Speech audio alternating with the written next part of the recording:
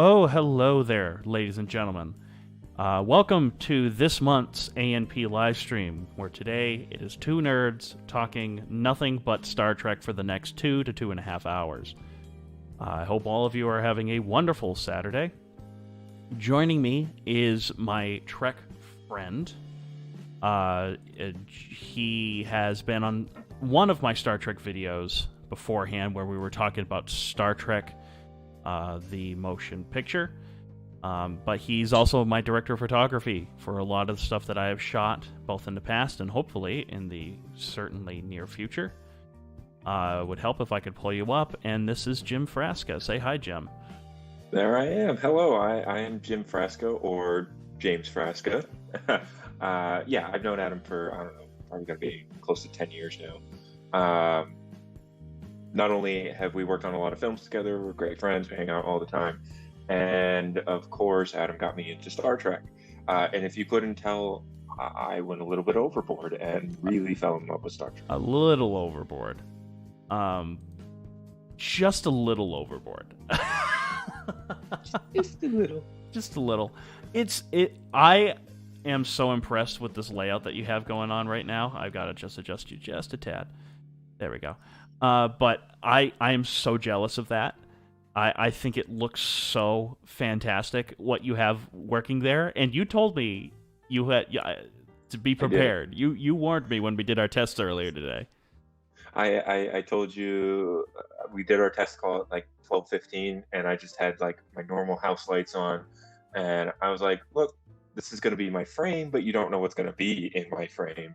And I just said, we'll save that for later. And we just joined the call about a half an hour ago now, and yeah, this is kind of what I worked on all day yesterday. Well, I bring you in on Skype, right?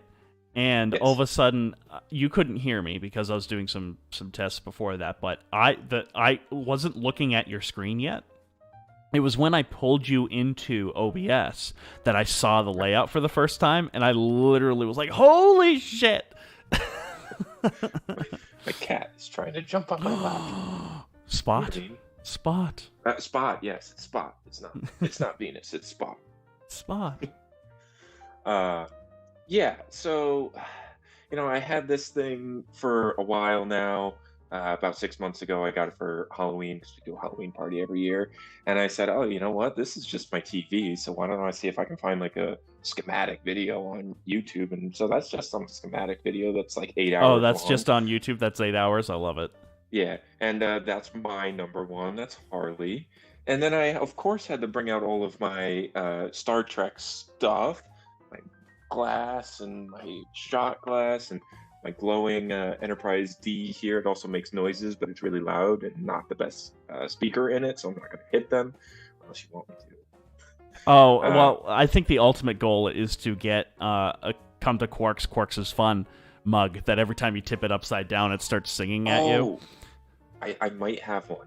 I might. What? Have one. No. Cut away from me. Cut away from me. I might. I gotta cut away from him. Because that is one of my favorite things from the show. From Deep Space Nine. I'm gonna vamp just for a little bit while he grabs it. I would absolutely die if he had that. Oh man. Okay, I remember. I totally forgot about this until you just mentioned it. Jen, last year, for my birthday, got me a whole bunch of Star Trek stuff from like a loot box, and they're all Deep Space Nine. And I totally forgot about it. So we're going to geek out about this stuff as if it's Christmas Day again. So first and foremost, I can't believe I didn't set this up. The USS Defiant. That's so pretty. How did I not set this up? Oh my god, this is my favorite ship. Because your favorite one is the Defiant. My favorite ship is the Defiant, mostly because it's where Worf lives. Not just because it's a Worf ship, but because Worf lives on the bridge. Which is so perfect, by the way. The fact that he lives on the bridge. That is so perfect to me. No, I don't have the mug. This is what I have. I have Quarks Bar magnetic coasters. Okay. I don't have the mug. And then I also have a Enterprise A schematic, and wait. Hold, please. Holding. Oh, I'm holding. In pure anticipation here. I think you're about to be a happy boy. Quark bar. Glass. Oh, it's so pretty. Quark bar. You know what? I'll put that right next to my Federation glass right here. I can stay here for the show. And now I'm just gonna put the stuff on the floor. I gotta set this up later. I was thinking to myself, I'm pretty sure I have a USS Defiant. I just don't know where it is. I knew I had my Enterprise D, but I couldn't find my Defiant. And as a matter of fact, while I'm fangirling over here, speaking of the Defiant and Worf, Jen knows that I love the Defiant. Mm-hmm. She got me this 300-piece kit. Yeah. I've actually seen those. Yeah. The problem with this is, though, I was going to do it last weekend because I knew that we were doing this. It didn't come with paint, so it's all just like a blue color. If it was silver, I'd do it, but it's all blue. And then I also have this, which is a Worf Lego set. I turned you into a monster. I've created a monster. The cool thing about all of this is that, I don't even buy most of this stuff. Jen buys it for me, and I love it, and I get to, reap the benefits. I did buy this I don't even get that way with Godzilla, Jim.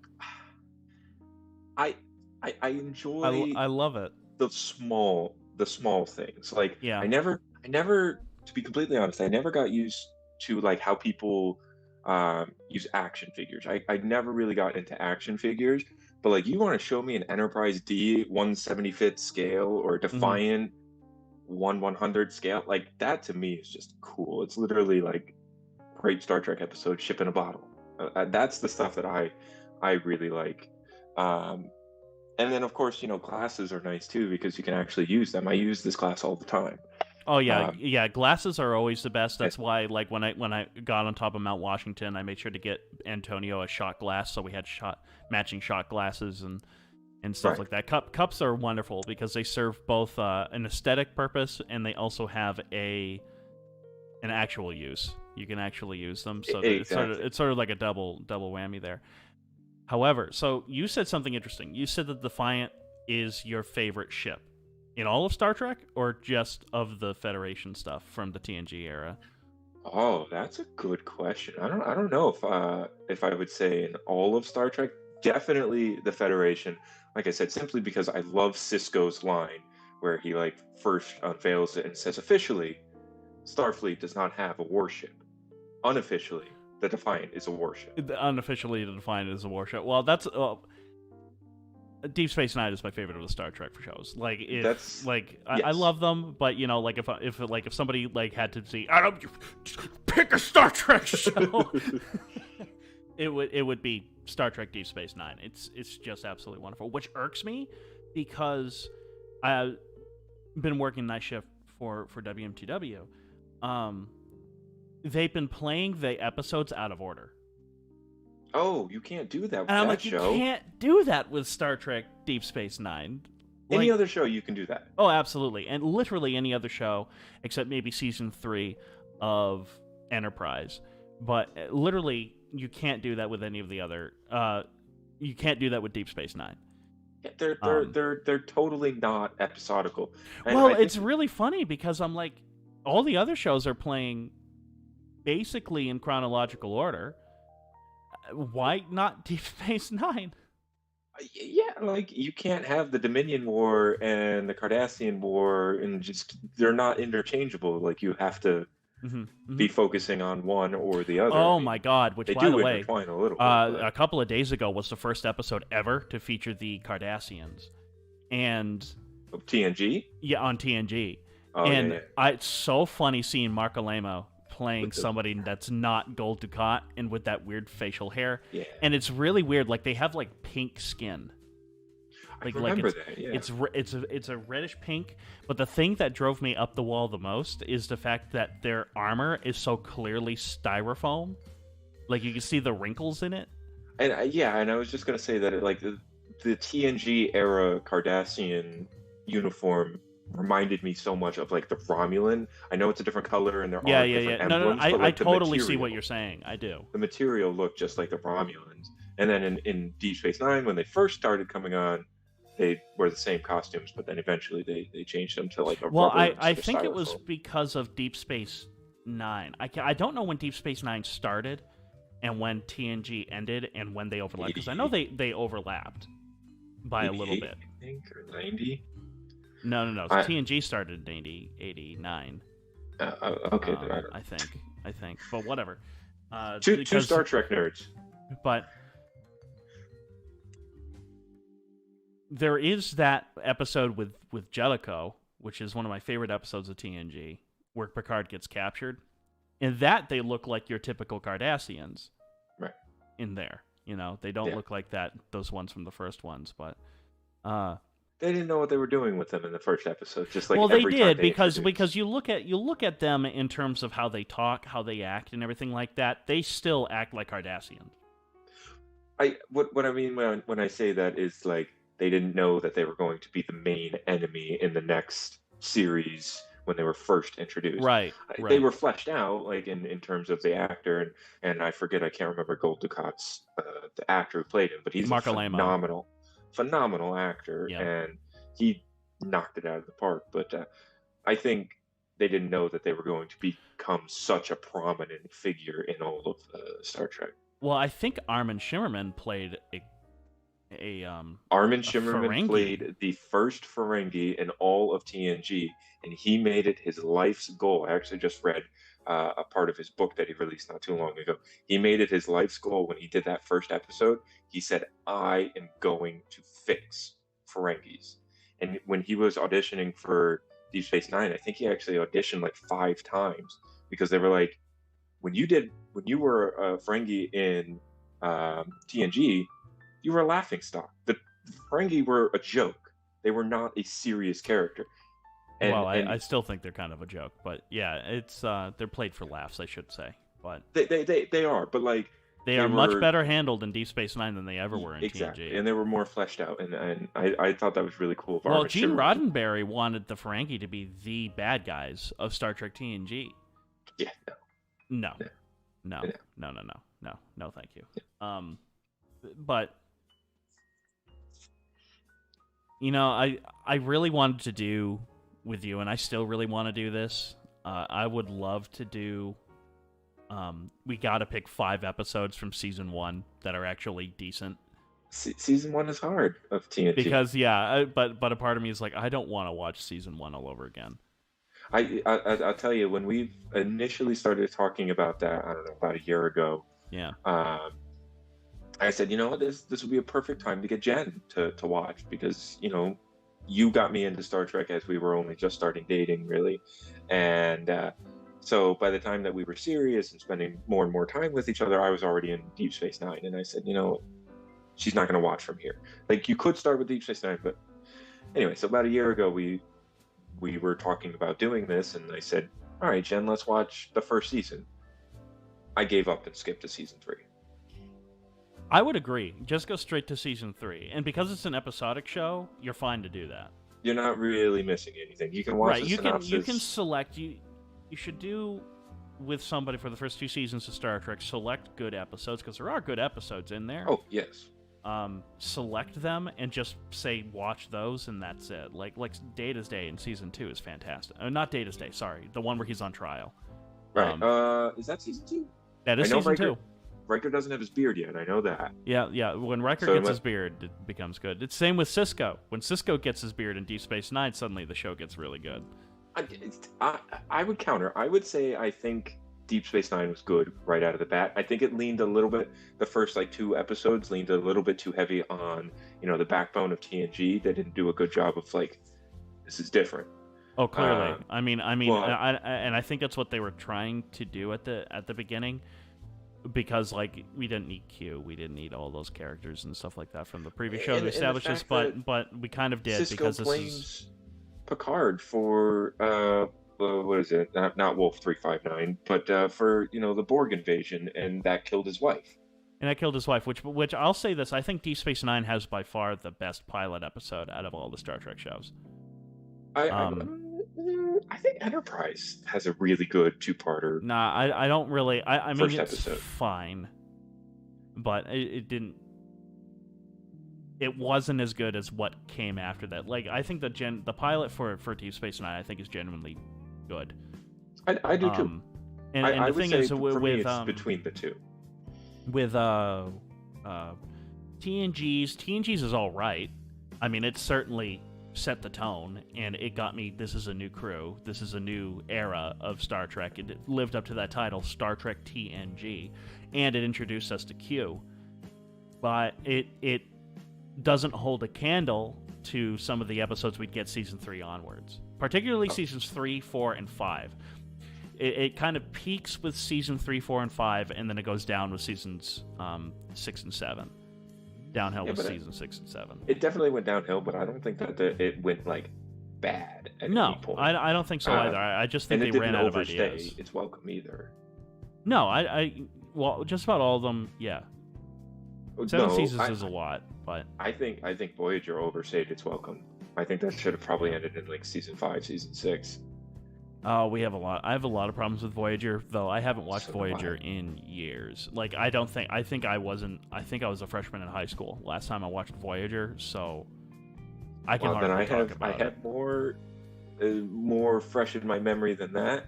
I think I watched it all through twice since my freshman year of college, but I have not gone back and said, yo, you know what, I want to rewatch this. I've rewatched TNG 3 or 4 times, Deep Space Nine probably 5. And Enterprise I've watched 3 or 4 times as well. See, I haven't watched them that much. Them pull through that much. I just haven't been able to do it. What tends to happen is I'll put on, like, whenever it's on TV, I'll put it on. You know, or I'll just hit random and see what episode plays. Like, I do that with TOS a lot. Like, I know you don't care for TOS at all. Which I like the movies. I understand, by the way. Especially rewatching them this past week. Because TOS was my Star Trek, you know, because that's how I bonded with my father. We watched a lot of TOS. And look, I don't call TOS a good show. I say it's a bad show with good episodes in it. Because boy howdy, when TOS is good, it ranges from good to great. When it is bad, it is god-awful. Like, laugh out loud, let's riff on this. Awful. Like, I was watching an episode last night, and I was like, my god, this is just awful. And, like I here I am trying to defend this show, right? And yet, it's, like, one of the worst episodes ever. It's actually the last episode of the show. The last episode of the show is the one where Kirk gets possessed by this woman. And so it's like a woman trying to come out of his body, and it is the most sexist, awful thing. Like, and that's coming from me. I think at the same time, though, too, like, I think it's both fair to say it is a product of its generation. Oh, 100%. But at the same time, it pushed boundaries, especially in sci-fi.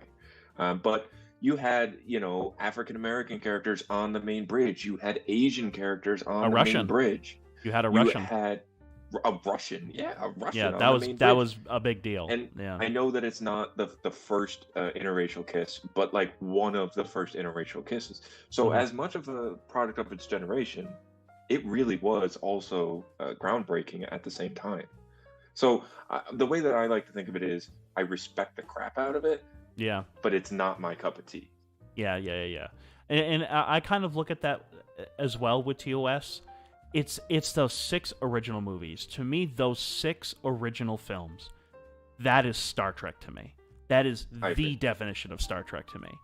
And I love those movies so much. Like, that's the topic of the main thing that we're going to do with today's live stream, is we're going to talk about ranking all 6 of those original Star Trek films. I have a hard time doing it.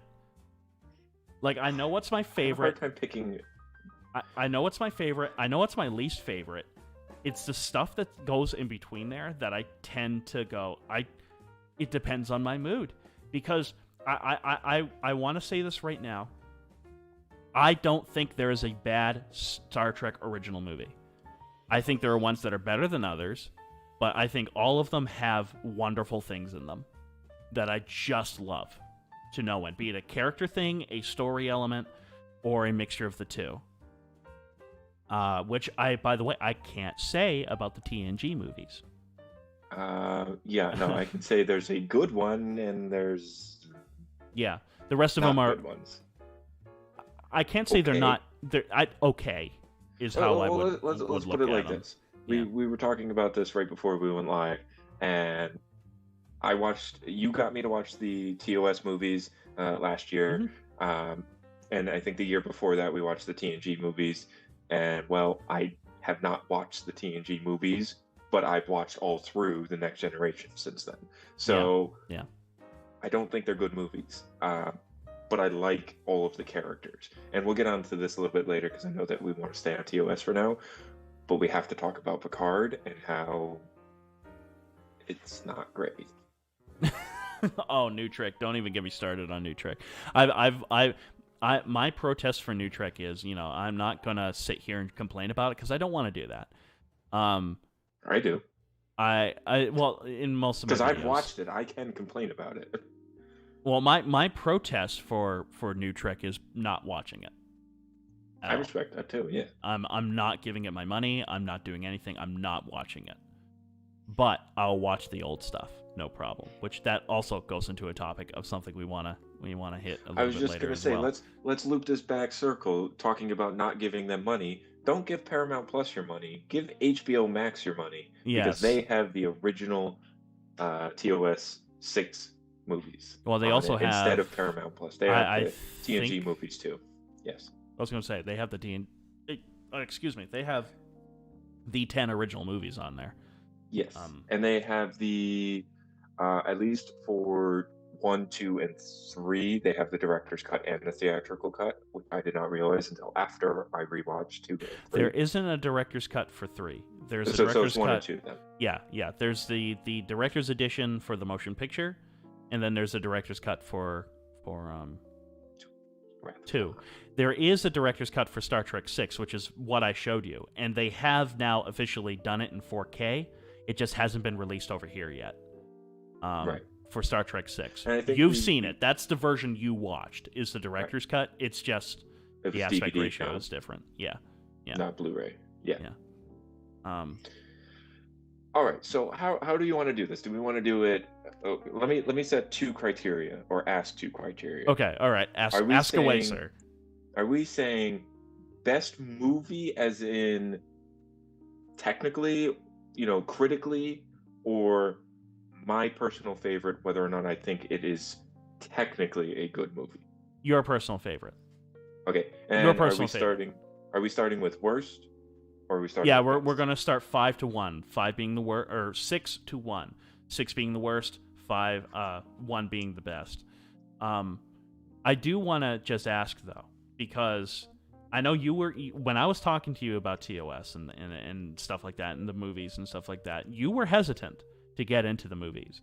I remember you being like, I don't know. I don't know any of the characters. I don't know them that well. And I was trying to tell you over and over again, you don't need them.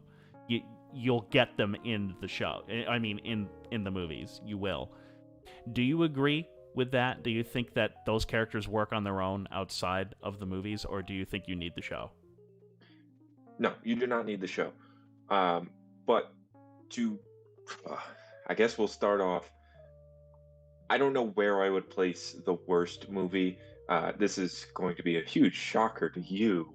I'm going to go with the masses and say that, I wasn't a huge fan of 6, and I wasn't a huge fan of 1. Oh, wait, hold on. You didn't like The Undiscovered Country? The one with the wall coming down in space? No, What? I'm gonna. See, I don't know how to go about this. Anyway, I think 1, again, is a product of a generation. I get that. It's slow. It's a lot of practical effects, and visual effects weren't what they are in 2023. I get that. But it's so slow, and I think they didn't do a very good job of explaining the characters. Like you said, two, fantastic. But I just vaguely remember the thing that I remember the most from uh, the motion picture was McCoy, Bones, coming onto the bridge like 6 times. And I knew of Star Trek in passing, but if I had watched that movie one time, I would not have been able to say, "Oh, he's the Doctor." Oh, what? Yes, I agree with you there. he doesn't really like Spock. Like they bicker and banter a lot. I would not have gotten that from that movie. The second movie, it's clear as day he's a Doctor.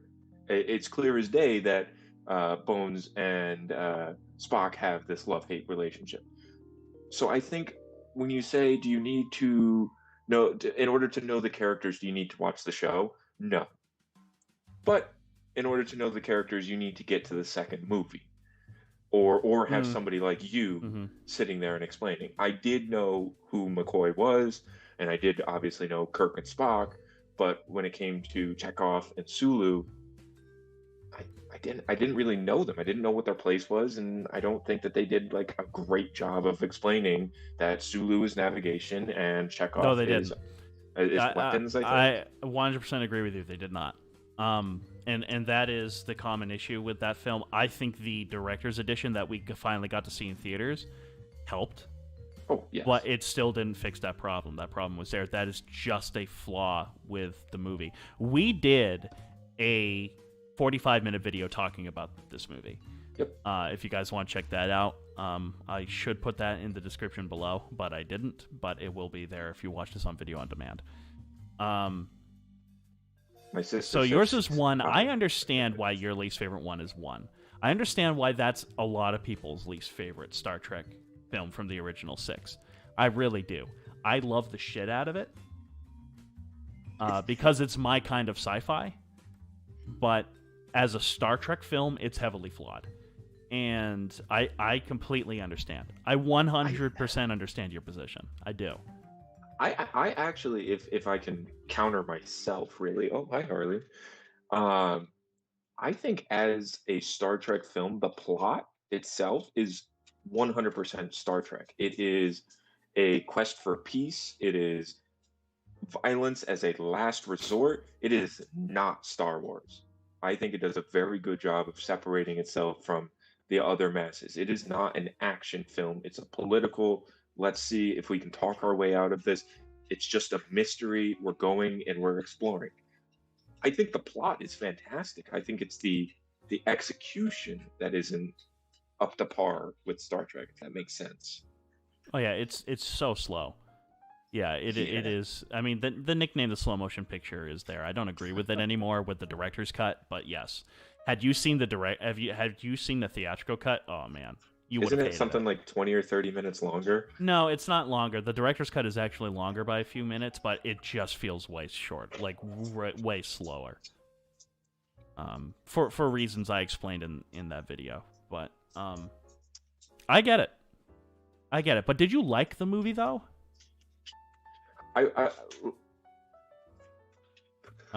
I'm good at giving vague answers. When we watched it in your apartment, I'll admit, I got bored. I really did. Oh yeah. You have a nice TV and you have a good surround sound system, but when we saw it in theaters, that was a good experience. You need to see that movie in theaters, the big screen, the big speakers, and of course being with people that love this franchise. My dad was telling me that like he saw it in theaters when it came out, and he was in a room with people that loved Star Trek. And that really does make the difference with this movie. I couldn't imagine seeing the Enterprise looking that big and that beautiful. Right. Having only watched the TV show and not having seen a new thing of Star Trek for 20 years. I agree. Just about 20 years. So I think seeing it in theaters made it amazing. It is everyone. You can laugh at me, but I think Star Trek: The Motion Picture is a movie made to be seen in theaters. It is a big movie. Scale is a part of it. It's just not an action movie. and that's why I like Star Trek, and that's why I like. I'm gonna go off a little bit on a tangent here, Harley, but um, everybody always asks who's the better captain, Kirk or Picard, Kirk or Picard.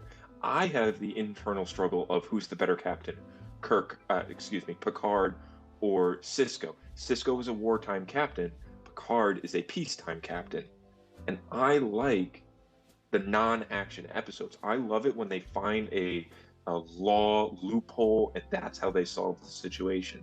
And again, I think that when there isn't the threat of the end of the universe, I think those are the better episodes when it's just a mystery. Let's get to the bottom of whatever this is. And I think, again, the motion picture or slow motion picture, the concept is a good concept. I was, at the edge of my seat for a lot of the movie, like, what is this thing? This thing is huge. Oh, and I love the twist.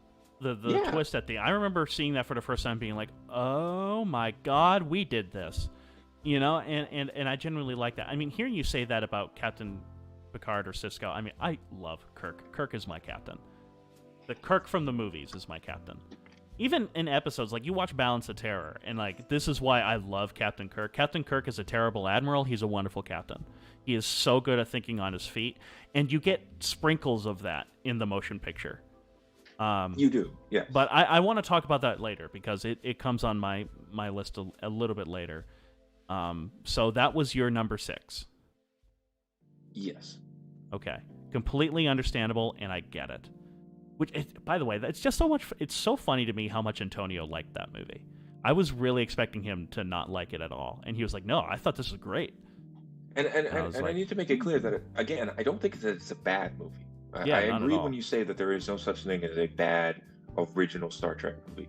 It's just my personal least favorite. Yeah. So, my number 6. My number 6 is Star Trek V: The Final Frontier. The one where they go looking for God. Is that the one with the giant red face at the end? Yes. Yeah. I would agree that's probably my second. Yeah, I mean, it is...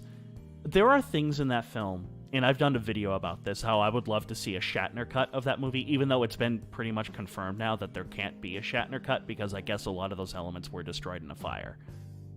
Which is Accidental fire? I don't know. It wouldn't surprise me if Shatner went in there and burned it. I don't know.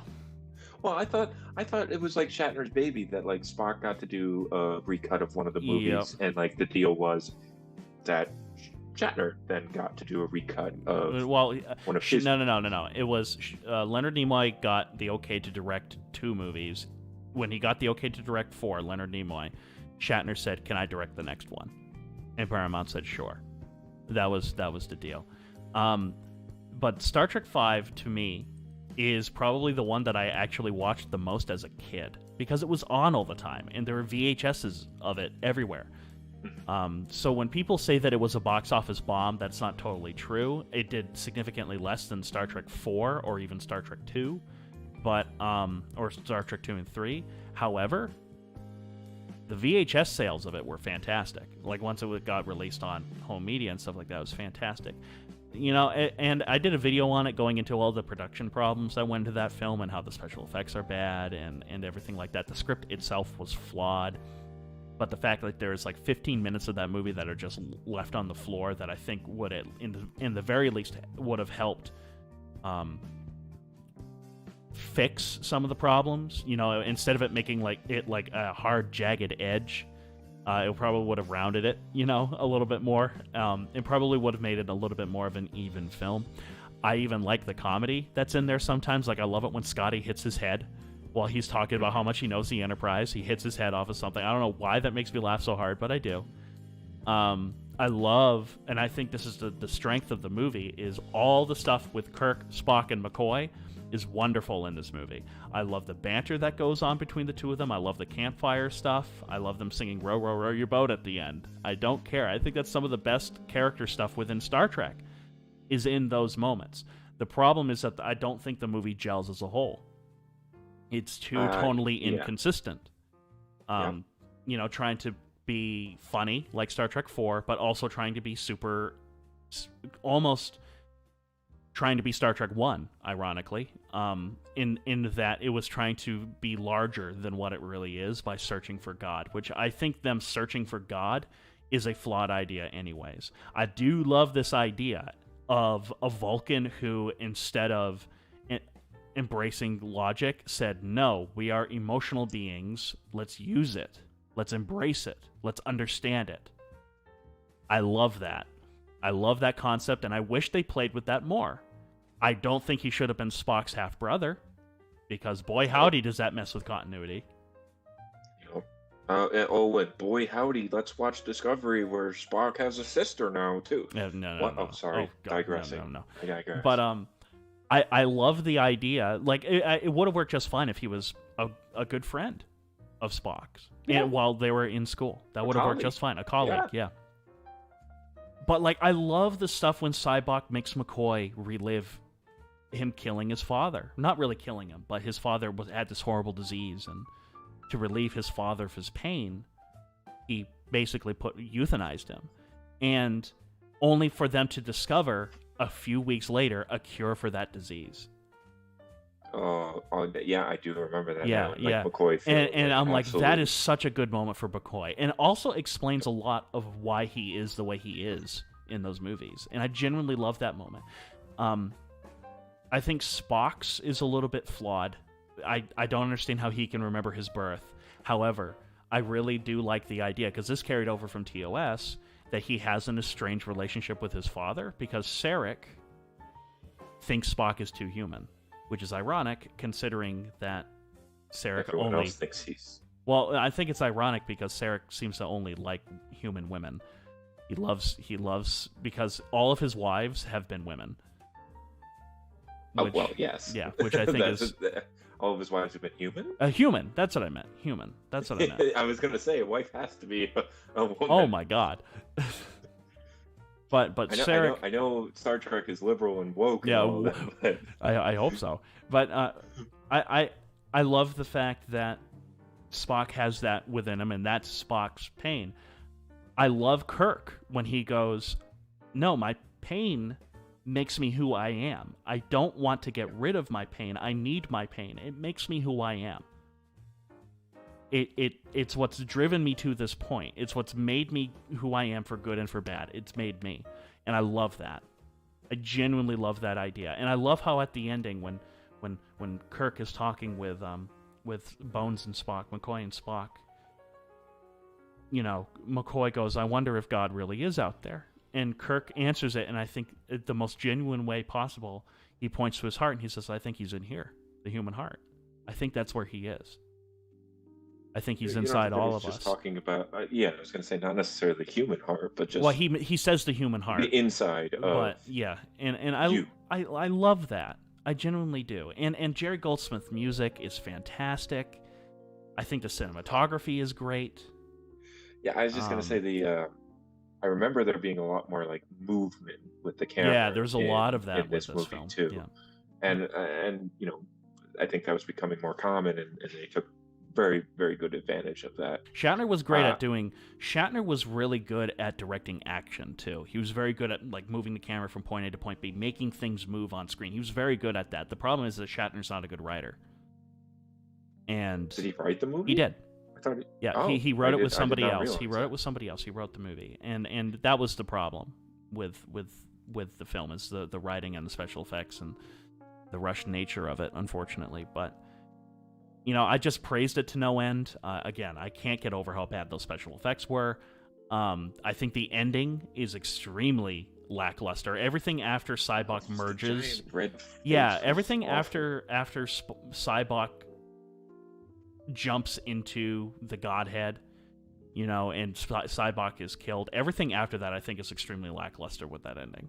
And I found out it's because they didn't know what to do, because they had to scrap their original ending. Yeah, weren't they like rewriting the script on the spot? On the spot. So they just kind of cobbled something together in the editing room. And I'm like, yeah, it shows. It shows. And just because it doesn't gel in several sequences, that's why it's my least favorite. I still loved it. I don't love it. I still liked it. quite a bit. I don't think it deserves the hatred it gets. But I also don't think it deserves some of the reactionary praise some people have given it either. So it's an okay movie. But that is my number 6. Which is my number 5. Which is your number so 5, if you want okay. to do your number 5 then. Unless you had anything else you wanted to say about Star Trek V, because we haven't talked about that at all on camera. To be completely honest, like I said, I should have done this the opposite way. Starting a week ago, 2 weeks ago, I started watching the original movies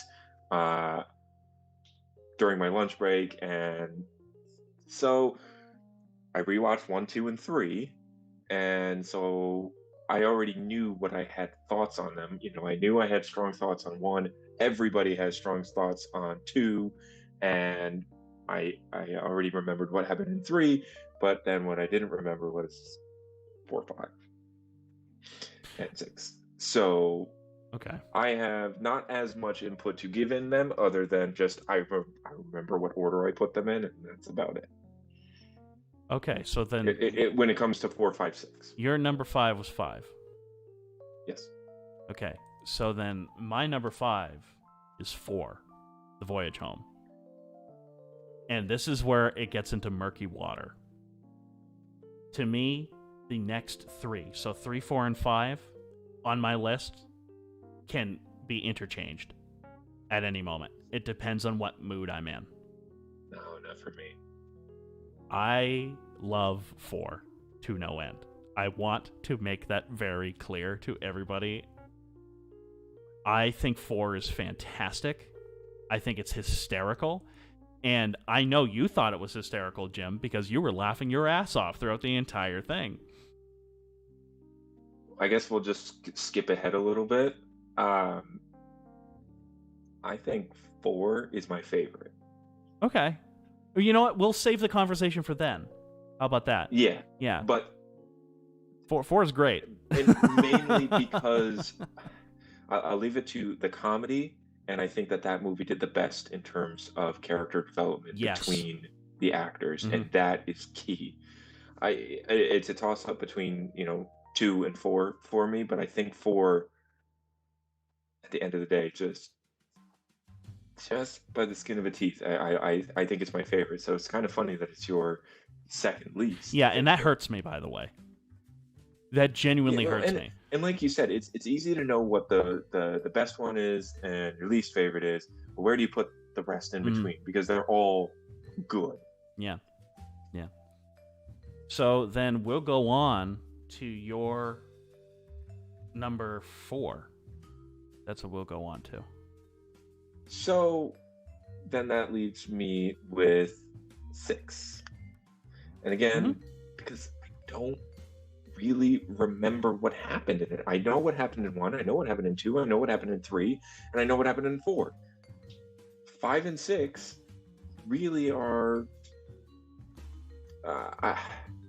not as memorable. They're still good movies, like I said, but they're not as memorable to me. I think they, at that point, were doing, now I don't want to say for a cash grab or anything like that, but it really just seemed like they were trying to extend the life, and at that point they were kind of on life alert. Now you see, I disagree, because this is also my number 4. It's 6? It's 6. Yeah. I disagree. This film was them firing on all cylinders, hence why they brought Nicholas Meyer back, the writer and director of Star Trek II. Which is amazing. And they knew this was going to be their last movie. So they went firing on all cylinders. And to me, this film is the black sheep of the Star Trek films because of how dark this film gets. This film directly deals with racism, and it deals with racism to the point that several of the cast and crew members refused to say lines because they thought it didn't feel like their character, including Bill Shatner. Bill Shatner has one of my favorite acting moments in the film is within Star Trek VI, where Spock goes, "Hey, we're going to be the olive branch for the Klingons to stop this war with us, or else Kronos is going to die. We have to tear down these walls that we have." And Spock goes, Jim, they're dying, thinking that he knows Jim enough that he would understand that. But instead, in the heat of the moment, Kirk goes, let them die. Well, they've been at war with them for the longest Yeah, time. and he hates the Klingons because they killed his son. The son that... Klingon bastard. He just found out he had a son. He finally gets to meet his son. And is like, I want to learn who you are. I want to get to know you. I'm sorry I wasn't there for you as a father. Only for him to be violently ripped away in 3. Yeah, what's the line? You killed my son, you Klingon bastards, you killed my son. He said it 3 times. Yes. And I love that scene. You think it sounds corny. It sounds corny when you say it, but if you watch it in the scene, it's phenomenal. I know we're jumping ship a little bit here again, but part of the reason that I have such a hard time with the TOS series is because of the over-the-top campy acting. Mm-hmm. And I remember when at the end of 2, what happens at the end of 2, and then again in 3, you specifically were saying, and I agree with you now after seeing it, Bill Shatner can act. That man can act the fuck out of the scene. That was a dang good scene. Obviously, I will be, and I have been and always shall be your friend, is the pinnacle Star Trek moment for me.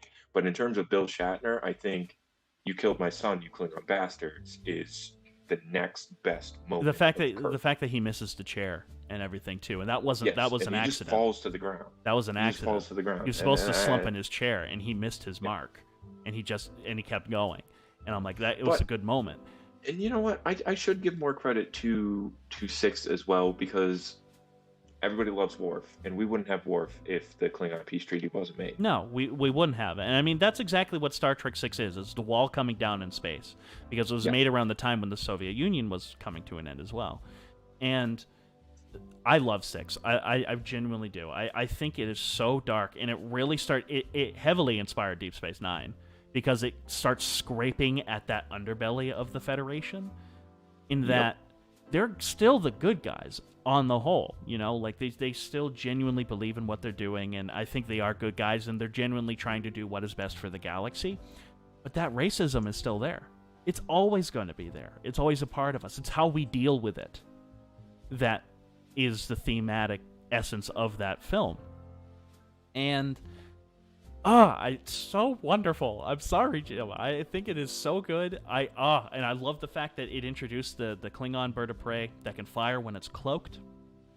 I think Christopher Plummer works as General Chang, who is not your typical Klingon. He is not just jump in and be as boisterous and angry as possible like some of the caricatures we would get in TNG. He puts a little thought into what he's doing.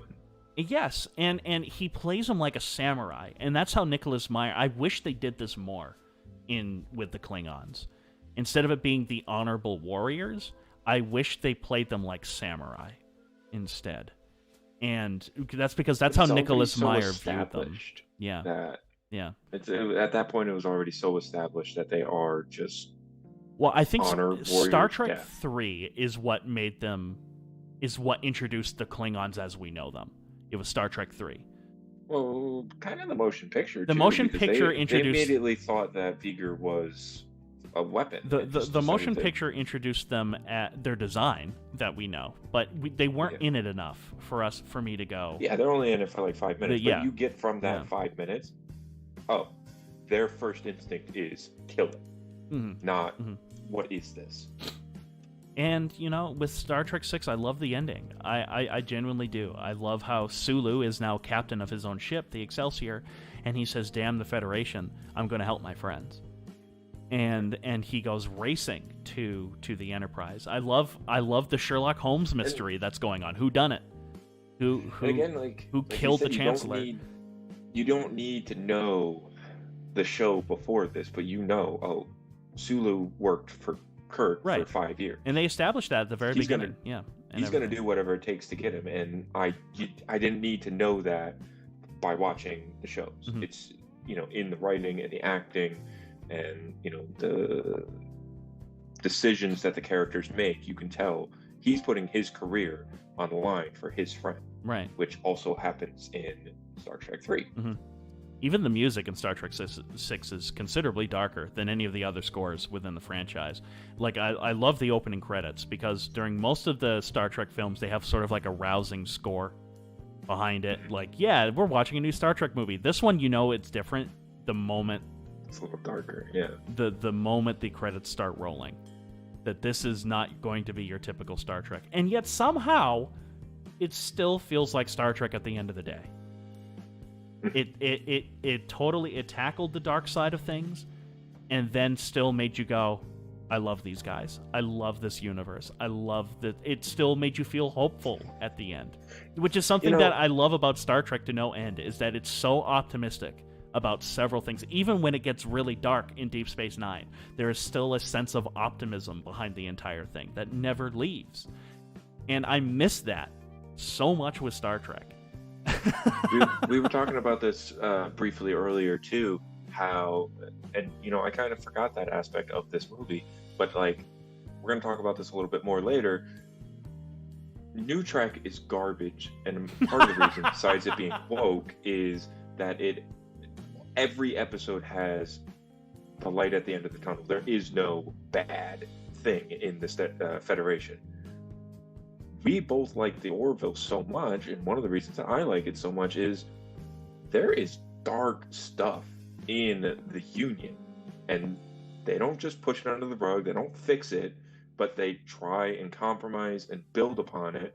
And I think, again, yeah, you're saying in 6, there is some dark stuff in the Federation, even though as a whole, they are good. And it's well, it's very interesting, because one of the guys that instigates this whole thing to keep the Klingons and the Federation's an enemy is Admiral Cartwright. And Admiral Cartwright is an African American who, by the way, you first see him in Star Trek 4. He's the Admiral in Star Trek 4 as well. But Admiral Cartwright, the fact that he is an African American, right, and he says some of these lines. He says the Klingons will become the trash of the galaxy. And he refers to them as that, which is a direct commentary on segregation and the civil rights movement. And I'm like, and I love the fact that Nicholas Meyer deliberately said, you have to say that line, because he's black. Racism is not just he says racism is not just a white issue. Everybody has it. It's how we deal with it. That's what makes us good or bad. And I genuinely love that examination. That is a dark topic to try to do. That is an absolutely dark topic, and it could easily go into New Trek territory, where they make it so black and white. It's comical, because it's not black and white. It's unbelievably nuanced. And Star Trek 6 does it in droves, where it's so nuanced, because Kirk's racist. Extremely racist against Klingons. Throughout most of the film, it took him watching Gorkon dying, and then the end of the movie itself for him to realize he was wrong. He's old. His way is so old that he could not see himself bending to a new reality. And that's a theme of the film, is that these guys, these characters that we know and love, are old. And it's one of my favorite lines that... throughout all of the movies. Yeah, too. yeah. But yeah. And one of my favorite lines that Spock says in that is, he asks Kirk, in genuine friendship, he goes, have we grown so old we've outlived our usefulness? Yep. When they're talking about that subject. And I love how Kirk doesn't have an answer. And the movie doesn't have an answer. It makes you think about it. And I love that. And I love that theme of, we're never too old to change. We're never too old to look at things in a new light and everything like that. And that's why I love 6 to no end. 6 is such a good movie. And unfortunately, this is a movie where I feel sick putting it so low on my list, even though it's in the middle. I'm like, I love this film to no end. I think it looks great. All good movies. It's partially why movies. I don't like doing ranks. And I think it's a testament to say that they are all good movies, because we're ranking them differently. Yeah. Like, true. This is the first one we've aligned on, so yeah. What number are we at? 3? We are on 3. What is your number 3? Oh, 4. 4 is your 3? The space whales. Space whales. Yeah, that's 4. Okay. 4. I lied. I am so sorry. 4 is my number 1. I was gonna say, you just said it was your favorite before that. Spoiler alert. Search for Spock. Search for Spock is your number 3. Okay. Search for Spock is my number 3. Spoiler alert. My number 2 is Wrath of Khan. Yeah. Spoiler alert. But just going back to, do you need to watch the show in order to understand these characters? You do not need to watch anything. You do, kind of, with Search for Spock. You need to watch 2. Yeah. But there is so much good character development going on in this show, and I just love how McCoy is the one that gets the remember, and he's I do too.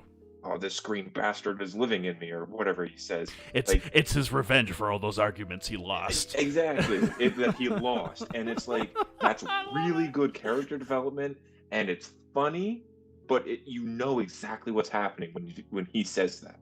Mm-hmm.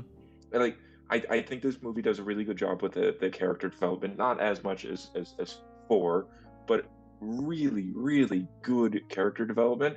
And again, going back to Shatner, I think you killed my sons, you Klingon bastards. I think that's pinnacle of Shatner in Star Trek. And simply for that, that's why I'm ranking it fairly high up, is because Shatner's performance throughout this entire movie is really good.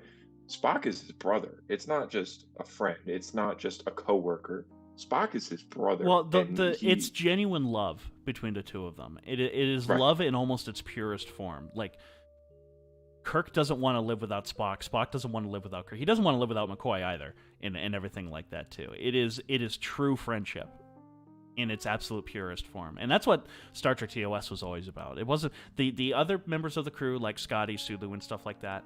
They were just side characters. They were background characters that would reoccur. The only one that really got to shine quite a bit was Scotty. Scotty got to shine quite a bit, but it was always usually about Kirk, Spock, and McCoy.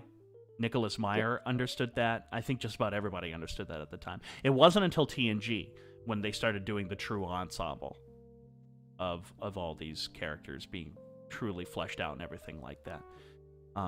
And that didn't even really happen until a couple seasons. Yeah, a couple seasons in. Yeah.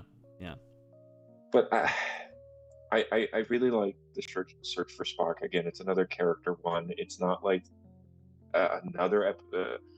Yes, you have the Klingons that are trying to get Genesis, but like, there isn't an end of the world catastrophic event. It is a super personal movie, and again, it's just like, what the heck is going on with Spock? Is this Spock? Is he dead? Is he not dead? Do we need to get him back to Vulcan to do the ceremony? Like, what's going? I love that. Just the mystery of what is going on. I love that. I love that whole thing. I love David's, Kirk's son's realization that what they did it failed. The experiment failed. I love his slow realization of that happening, and how terrible he feels because of it, because it's now hurting Spock. You know, and I love. I genuinely also love the Klingons in this. Are they as good as villains as Khan? No. But I think their goal is genuine, because suddenly they hear that this Genesis weapon exists, and of course they call it a weapon, even though it's not intended to be a weapon. They bring it up in Star Trek 2. It could create a universal Armageddon. Yeah. And I understand their motives perfectly clear throughout the entire thing, which is more so than I could say for like Star Trek 5. The Klingons in Star Trek 5 shouldn't have even been there, and they're a joke. In Star Trek 3, it makes perfect sense why the Klingons in particular would be very interested in this. And I think, again, we talked about this a little bit earlier. This shows what the Klingons are. And absolutely. I didn't remember this when originally watching it with you, and I'm glad I rewatched it recently. They're rogue. They are rogue Klingons. They are not like officially sanctioned by the Klingon high command or whatever it is, the Klingon Council. They say that like, oh, the Klingon High Council is making a deal with the treaty with the Federation. They're not real Klingons. We're the real Klingons. Like, just that mindset of this is what a Klingon is, and this concept is, sprawled out throughout all of Star Trek. That like the High Council does not have control over its people, and they are not a uniform culture. Well, and a lot of that comes down to they were samurai. That goes into this idea that Leonard Nimoy and Nicholas Meyer in particular. Nicholas Meyer had nothing to do with Star Trek 3. He didn't want to do it, but he had a lot to do with Star Trek 6. And he agreed with Leonard Nimoy a lot that we should treat them like samurai, not just honorable warriors. And that happened a lot within Japan. The shogunate often went against their lords and their stuff if they thought it wasn't honorable, which I liked a lot of that stuff. I liked Krug as a villain, and also he's played by Christopher Lloyd, and that's awesome. Amazing. Yeah, and he gives one hell of a performance. And also, this was the film that really introduced their Klingon as a language. We got a little bit of it in Star Trek: The Motion Picture. Ironically, it was created by James Doohan, Scotty. He was the guy that created the original language, but they then got a linguist to really flesh it out as a language within Star Trek 3. And this film really established a lot of the culture with the Klingons, like, the singing and everything like that they would just make explode within Star Trek TNG, and especially Deep Space Nine. Yeah. And going on with the characteristics of a Klingon, I can't remember what was the captain's name again. Krug. When they're boarding or about to board the Enterprise, and you can see there's only 12 Klingons on their entire ship. They do not know that Enterprise does not have a full crew, and that captain makes that calculated decision knowing there's a damn good chance that his crew is not going to be able to take on. Well, he's not a total idiot. He's not a total idiot. I think it's a little ridiculous. I do think, and that's a flaw with the movie. I think it's a little ridiculous that only 6 guys are going to go over there to try to take 100 prisoners. I think that's a little ridiculous. I do love that he calls Kirk's bluff. Oh yes, yeah, yeah, because he's like, why? And I think this is a little bit of why he actually goes over there. Is because he knows something's wrong, because he has an amazing line after they've just shot at each other and now they're kind of disabled for a little bit. I love how Krug goes, why haven't they finished us? He outguns me 10-1. 10-1. Yep. Why hasn't he finished us? And I think that's the moment when he's like, he realizes something's going on over here. There. Yeah. Something's weird. Something weird is going on over there. But he doesn't know I love that they don't have a crew complement of 100 people. Yeah, no. He doesn't know that at all. And I just love the subtlety in that performance he gives, too. It's like, I want to talk about this later. 3 pops up later in my list, and I would love to talk about it there as well. But there's... What's your 3, then? My number 3 is 1, Star Trek: The Motion Picture. I'm surprised it's this low. I would have thought it was going to be your second. No, I know you love this movie. Because I love Star Trek II: The Wrath of Khan more than the motion picture. I just love the motion picture because Spoiler it's alert. so... I know, spoilers. We've done a terrible job at this, Jim. I think Star Trek: The Motion Picture, and I've talked about this in our review of it, and even my videos I did before it, talking about the director's edition. Star Trek: The Motion Picture, to me, is so optimistic, and it's so... Just the tagline of the movie alone fills me with joy. The human adventure is just beginning.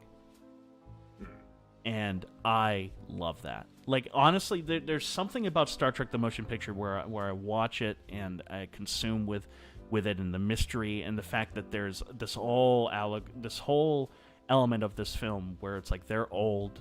Have they outlived their usefulness in terms of this? Kirk doesn't know the Enterprise anymore. It's a slow build up to the gang getting all back together instead of it being all up front like we'd see in movies today. And I love this idea that the sort of sexual undertones throughout the entire thing, that there's birth of a new life. Leisure, yeah. There's they enter the vagina. Yeah, there's a lot of that. And I love that stuff. I genuinely do. I think that fits sci-fi very well because I think the best sci-fi is an exploration of who we are as people and what does it mean to be human, which is one reason why I like Solaris so much. Another great thing, which clearly had an influence on Star Trek the Motion Picture. But I just love the idea that V'ger... I love the concept of V'ger, too. V'ger is trying to find its creator. Not realizing it's man. Yeah, what is its creator? What is the meaning of this? What? And I know the scene is only in the director's edition, but the scene where Spock cries, and he says my favorite line in the film: each one of us at some time in our lives turns to someone, a father, brother, a god, and asks, "Why am I here?" And then Kirk goes, "Is this all that I am? Is there nothing more?" And the whole idea that at the ending of the film, it is we create our own meaning. It is that human side of us, that ability to leap beyond logic and have faith in something that makes us human, that makes us people, that will bring us out of what we currently are and bring us further adventures to learn more. The human adventure is just beginning. And I'm getting teary-eyed just thinking about it. I thematically love that idea so much because as dark and dreary as I am with a lot of stuff, and you'll hear me talk and complain about people and really not like people, I am very sentimental when it comes to humanity and the idea of us exploring and the idea of us learning, especially when you break it down to the individual level. And the Star Trek the Motion Picture is that in droves. It is an exploration of who we are and what we want to accomplish. And I'm talking about this here because we talked about a lot of the movie-making side of it when you brought it up, Jim. We didn't really talk about the themes of it or anything. No. And I think Jerry Goldsmith's score perfectly captures that. I'll fully admit I hate the uniforms in Star Trek the Motion Picture. The only uniform I like is Captain Kirk's dress uniform that you see him wear at the beginning of the film. I genuinely like that uniform a lot. I also want to say, now that we're talking about some of the good aspects of it too, to totally cut you off, I think the sense of scale in that movie is the best in all of the Star Trek movies, and I mean literal scale. The fact that they spend so long making the Enterprise looking so huge, big, only for it to be totally dwarfed by what V'ger is. Exactly, and that I have to give them props for that. I think the camera work is very deliberate, and I think it is a beautifully shot film. And I will give it split focus diopter. How many did we count? There's a lot. There's a lot. I think. Got to do our drinking I think game. This movie has the second most split focus diopter shots in it. The only one that tops this is the Andromeda Strain, also shot and directed by the same people. So Richard Klein was the director of photography for both the Andromeda Strain in this film, and they were both directed by Robert Wise. So it explains a lot. But I love my split focus diopters. So every time I see one, I go. Go watch FM 132.9. Cheap little plug-in. Watch FM 132.9 if you want to watch a few examples of how not to do a split focus diopter shot. Well, okay. To be fair, when we were shooting that, we were just sitting there like, we have a split diopter. Let's fucking use it. Use it. I think Pineapple we did better with it. We did. Oh yeah. Why didn't I say Pineapple? Our short film. The 48-hour one we did, Turnaround, I think has a few good ones in there, I had too. a couple in it, yeah. And they were pretty cool. Specifically, I like the one where he's in the car and the gun That's my barrels favorite in the one in foreground. that. Yeah, that I love was that really shot. good. Yeah. The mirrors in the background. But anyway, back to Star Trek. But man, dude. And I think the music also reflects the themes of the film. Because I think Star Trek, it's either Star Trek 2 or Star Trek the Motion Picture that have the best soundtracks in all of Star Trek. For very different reasons. I think because they're very different scores. And also, how can I not admit this? Star Trek's second big theme the one from TNG, comes from Star Trek: The Motion Picture. And I remember the look on your face, Jim, when you heard that for the first time. You're like, what? Oh, did you trick me? Are we watching TNG? Let's go. That's honestly what was going through my mind when we first started. I was like, oh, is this TNG? Let's go. No, it was created for Star Trek: The Motion Picture. And a lot of people forget that. A lot of people think, oh, that's TNG. No, it started with Star Trek: The Motion Picture. And I just fucking love Star Trek: The Motion Picture. If you really want to hear us go really, really, and I mean really in-depth into Star Trek: The Motion Picture, watch our video we did. It's 45 minutes long where we did nothing but talk about the director's edition. Do go check that out. But anyways, that is my number 3. Jim, how much do you like Star Trek II: The Wrath of Khan? Well, on a scale of 6 to 1, I'd put it at 2. No, I rewatched this film earlier in this week, and man, it still holds up today 100%. It really does. It is such a good film, and I know that the writer didn't watch Star Trek, but he watched Nicholas that one Meyer. that had Khan in it, and he just ran with it, and it is totally Trek. I know that the big thing is, Chekhov wasn't in the original episode, and he's like, I never forget a face. But besides that, it is Trek through. Well, I'll say this, Jim. Star Trek 2 is my number 2 as well. So we're tied again. We've got ones that lined up again. I will say this. This film is my favorite example of a film having some gargantuan plot holes in it, and I don't care because everything else around it is so good, it outweighs that plot hole. Yes. There's a few of them in this movie. I think this one is so high up on the list, again, because it really does start to bring in that character development.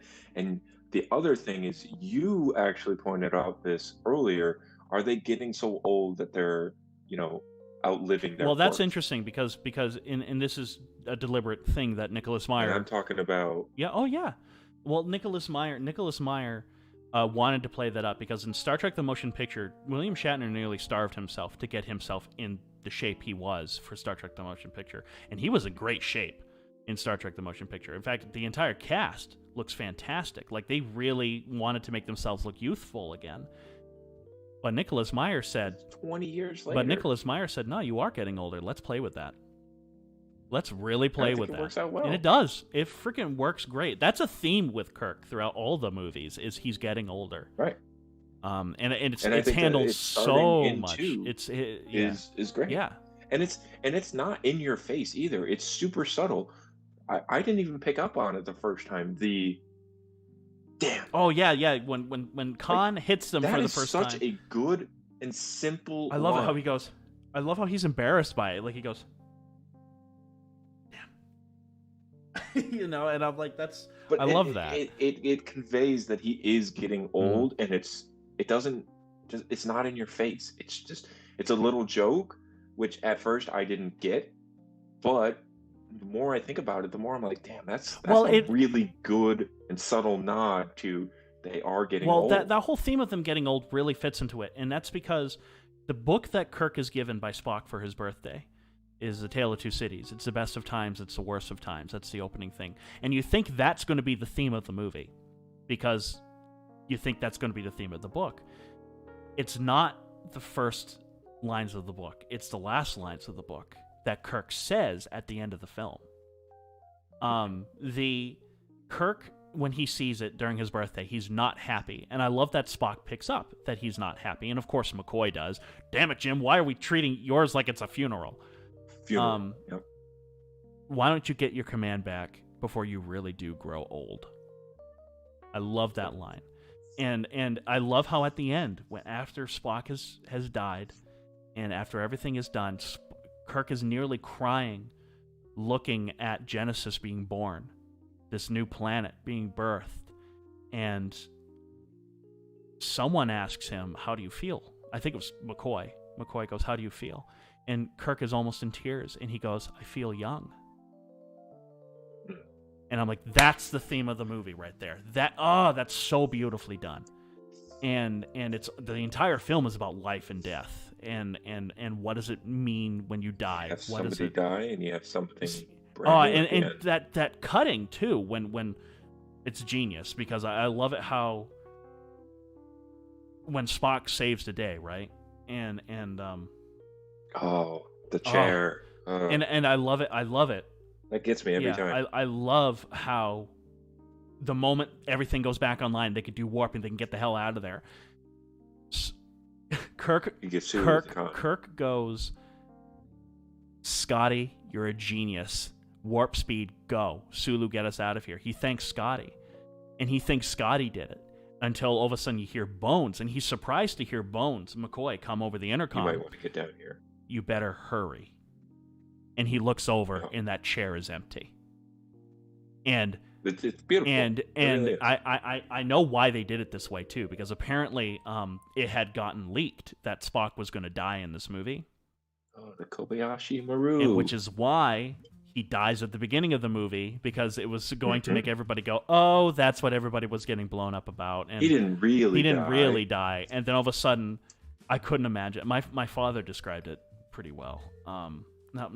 Yeah, it was my father. He's like, the moment you see that chair empty, everyone in the theater collectively went, oh no. Yep. Oh no. And I still start crying on that scene. Yeah. And I love how Kirk, when he runs in there, he pauses. Like he can't believe his friend is dying. And I love how choked up he is when he says Spock's name in the intercom. How choked up he gets. And Bill Shatner is a good actor. I don't care what anyone says. That man acted the fuck out of this movie and 3 in particular. 1, 2, I think he did great in 1 as well. 1, 2, 3, and 4. All of them. Fuck it. All of these movies, I think Bill Shatner's he's great a good actor. And this is a product of the time, though. And I'll keep going back to that. Like the TOS stuff, especially in this the TV show, that was how people acted. Well, I love him in A Balance of Terror, which is I showed you, which is the one which is the one that introduced us to the Romulans. Yeah, I love Kirk in that one. Like him piecing together, how am I going to get them? Because they're doing a cat and mouse chase right now. You know, the Romulans are the mouse, the Enterprise is the cat. Yeah. And I love Kirk trying to figure out how to do it. And Bill Shatner just is great. And I personally think his greatest performance is in Star Trek 3. But goddamn, is this a runner-up? I think also in that scene, it's hard to say like a favorite part for such a tragic scene, but I think my favorite part of that scene specifically is not Shatner. I think Shatner does an amazing job, and I think Nimoy does an amazing job as well. But it's the fact that like when Spock realizes, oh my goodness, Admiral Kirk is here, when he stands up, he does the Picard maneuver. Around, he fixes his shirt and makes himself presentable before going over to his crew, and that is the moment that I get. That's when the tears start flowing for me, because it's like, this man is dying, but he is putting duty over his own. Well, he's doing what he was trained to do as an officer. Exactly, he's putting duty over his own internal pain. And that whole thing of them getting older, and then there's young. Look at Saavik. Saavik is becoming the new Spock. Which, by the way, I think Star Trek 6 would have been much better if they went with the original route. They wanted Saavik to be that Vulcan there that is on par with the coup, on part of the conspiracy. It was going to be Saavik. And I thought that would have been such a better thing for her had that happened, instead of 3 being her last, or 4 being her last part in the series. I like Saavik. I do too. I love Saavik. I think as another comedic relief, and she's great. I think she does a good job also of, like, again, if you haven't seen the show, you are Saavik. You're new. Yeah. You're the new one. You have to figure shit out.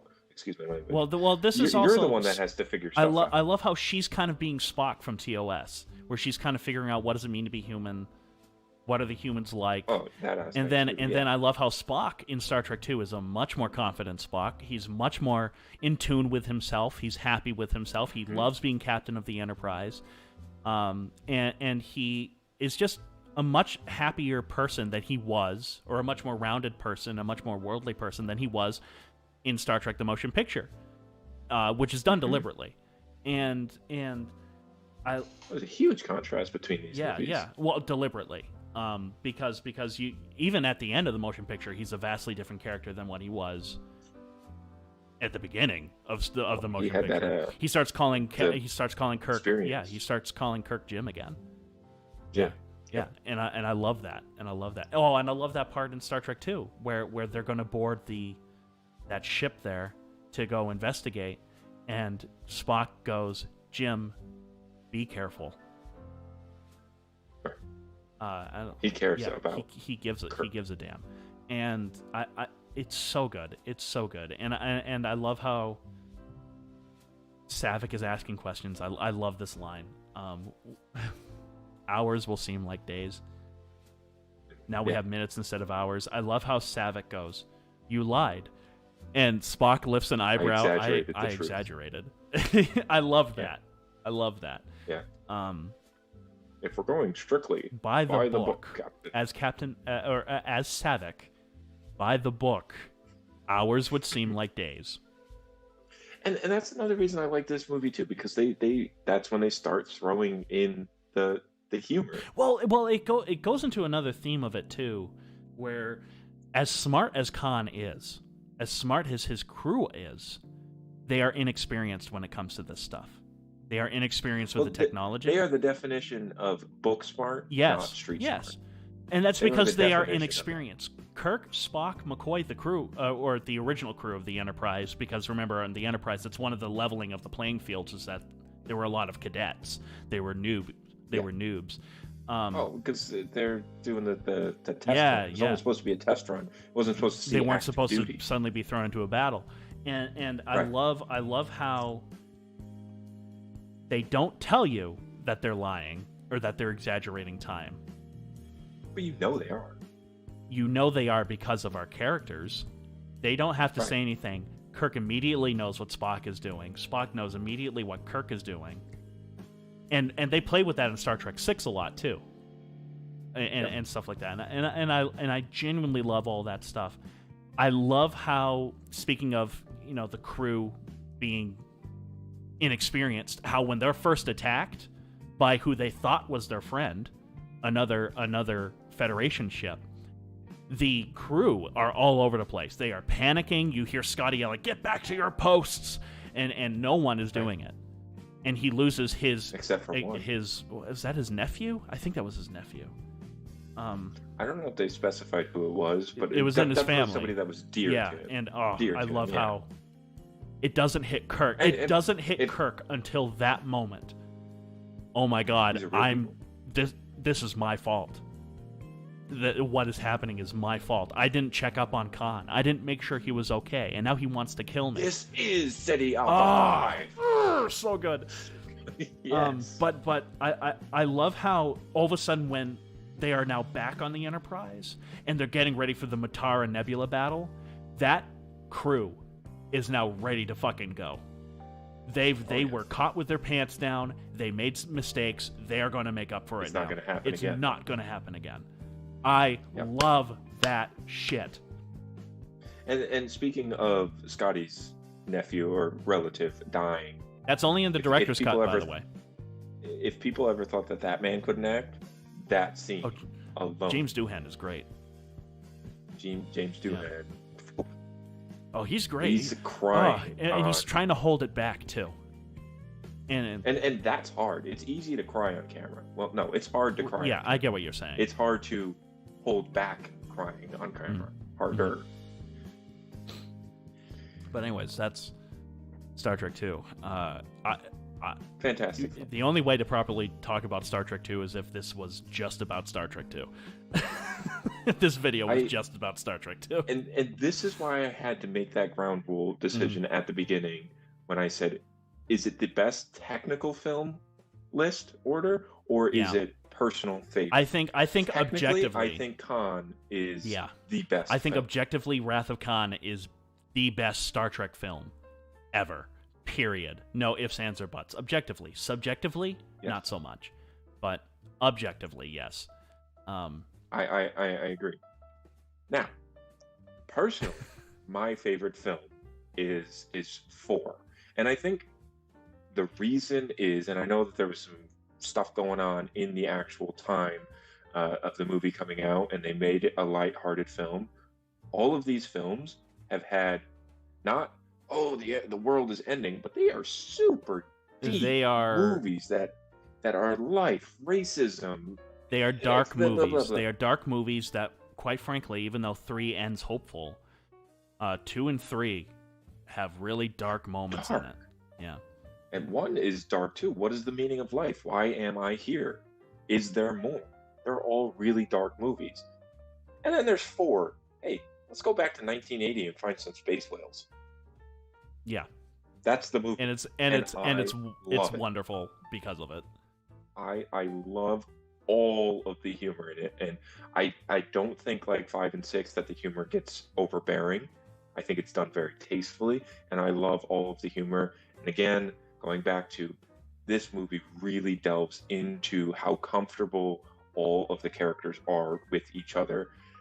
And going back to the humor, my favorite line in the entire movie is Chekhov going up to a real police officer and saying, "Hello, I am looking for nuclear weapons." Yeah, a Russian in the height of the Cold War doing that is really funny. Talking to a police officer and saying, "I'm looking for nuclear weapons." That is really funny. It's just overall such a fun movie. The next best scene that pops into my head is when they're in the car with that girl and they're like, "Do you like Italian?" And Kirk and Spock are just going, "Yes, no, yes." Well, it shows you the chemistry that all of these people have with each other. And it comes off in droves. Like, I love Sulu when he's flying the helicopter and he accidentally presses the wrong button and the windshield wipers start going and he's like, "Whoa!" This guy can fly through galaxies, but he can't fly across the planet. Yeah, he can't fly a helicopter. Yeah, that stuff is really funny. I love the hand waving of the time travel in this.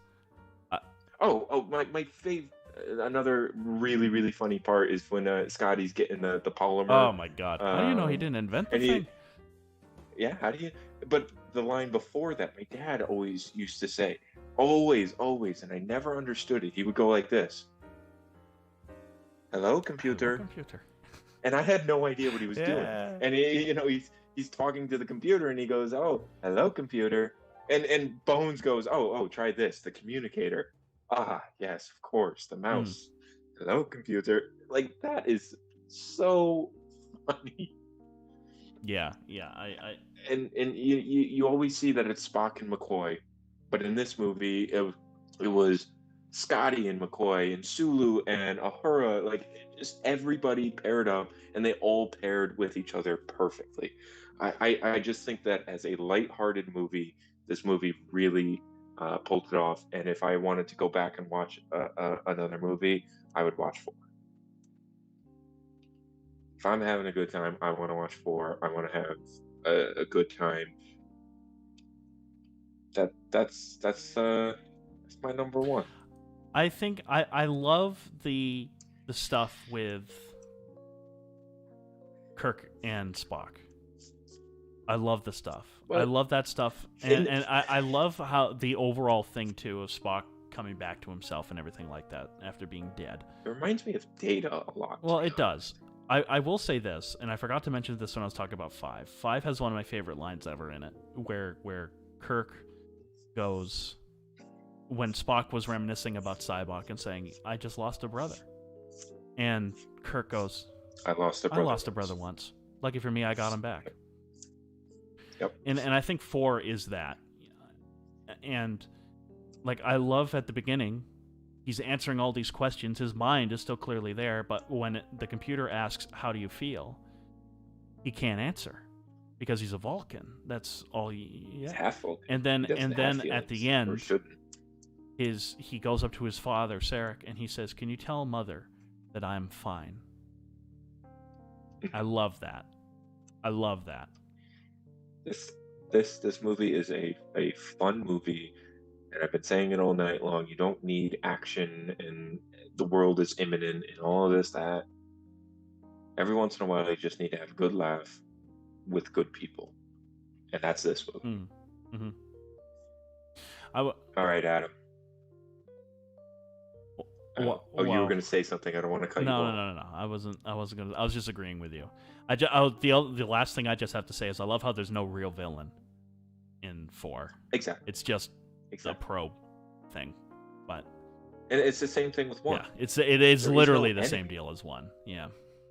And I love that aspect. Yeah.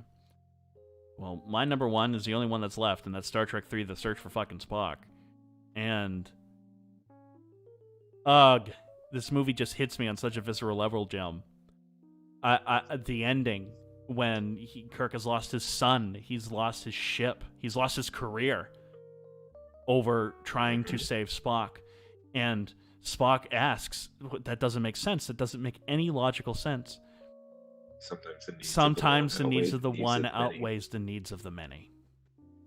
It's such a good counterpoint to the entire second movie. And this movie is all about the friendship, all about brotherhood, all about kinship. And I just love Kirk in 3.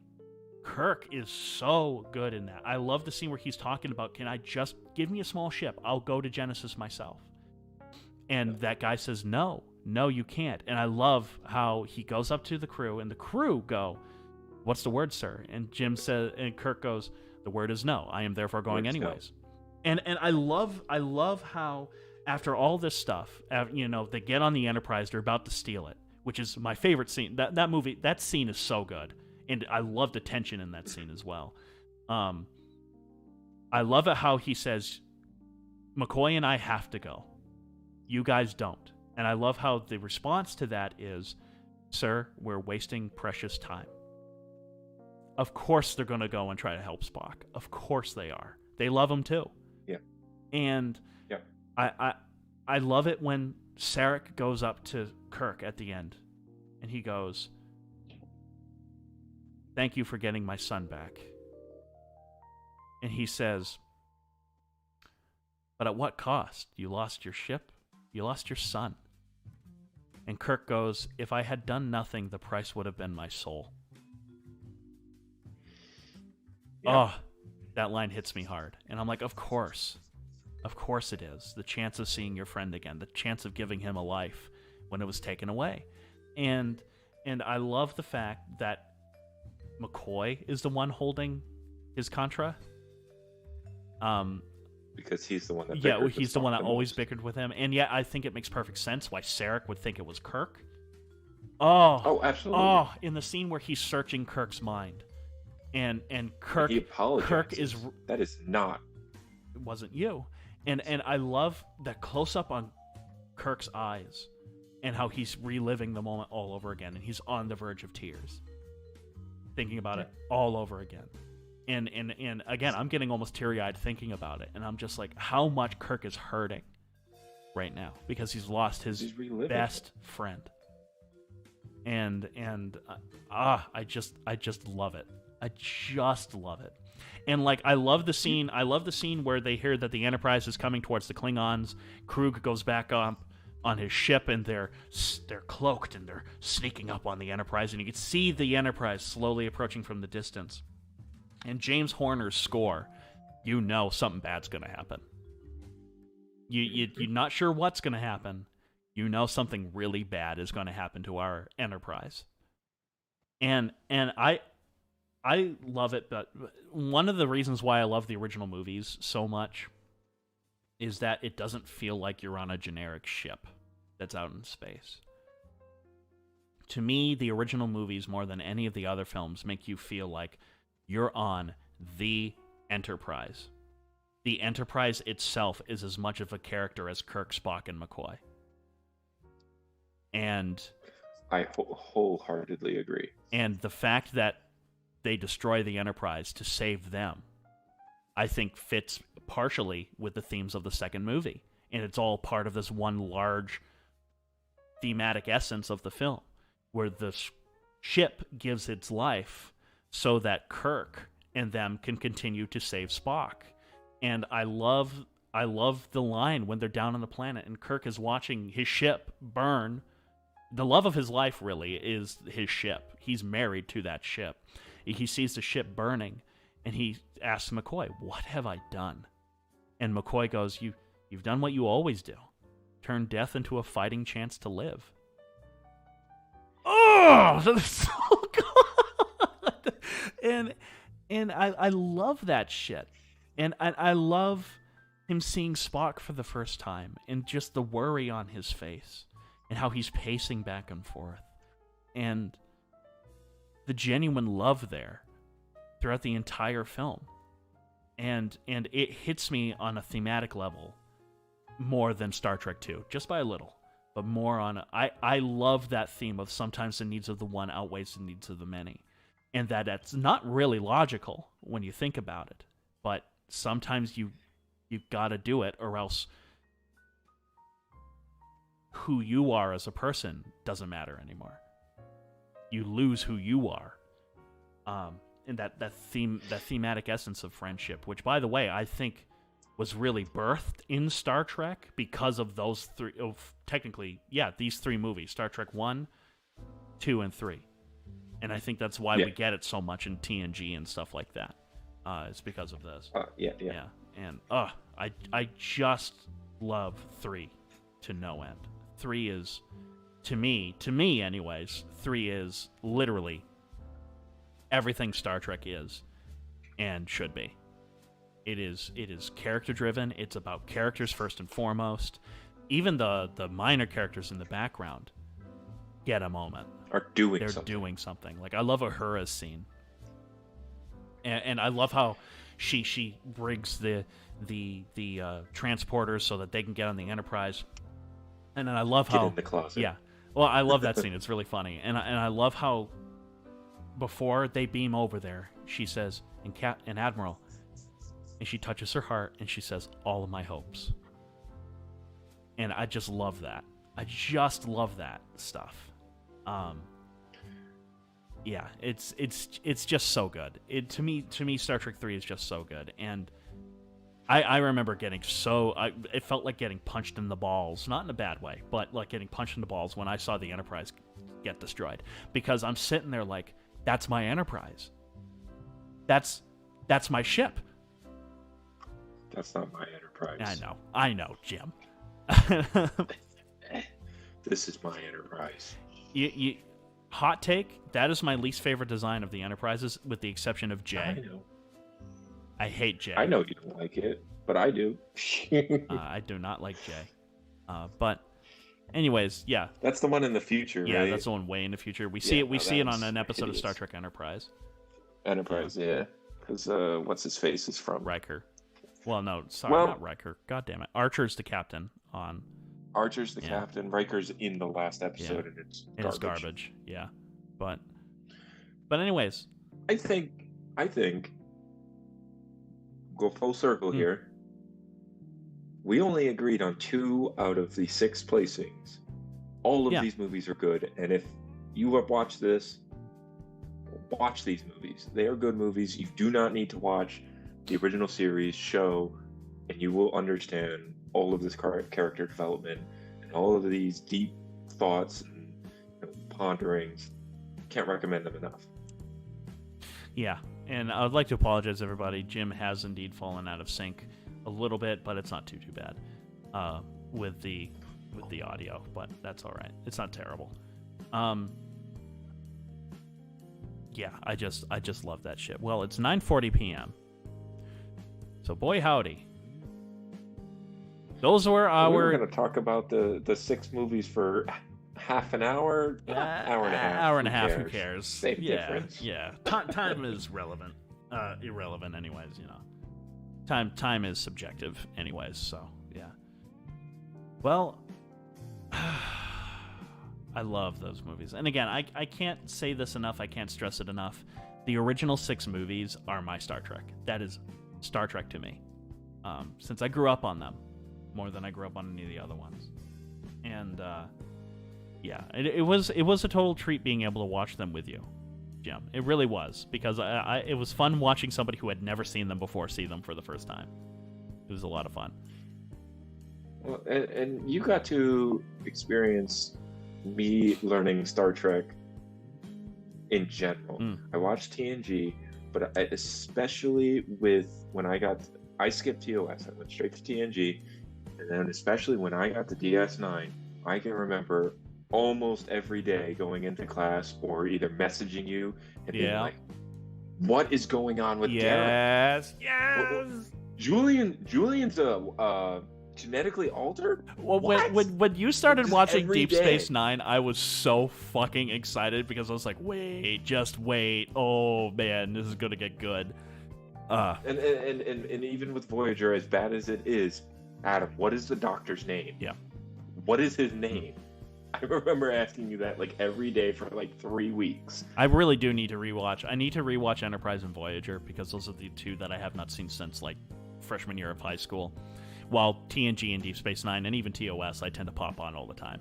So, yeah, my go-to is usually TNG. TNG has become my go-to as well, as of recently. I have an hour-long commute to work, and it's gotten to the point right now where I don't need to watch an episode. I will put an episode on, and I will listen to it while I'm driving to work or while I go to visit family or whatever. Yep. I'll listen to the episode, and I will know exactly what's going on. And especially again because Star Trek is not like Star Wars. It's not action. It's all mind games. Jesus Christ, 70% of the we were watching yesterday, last night was the episode where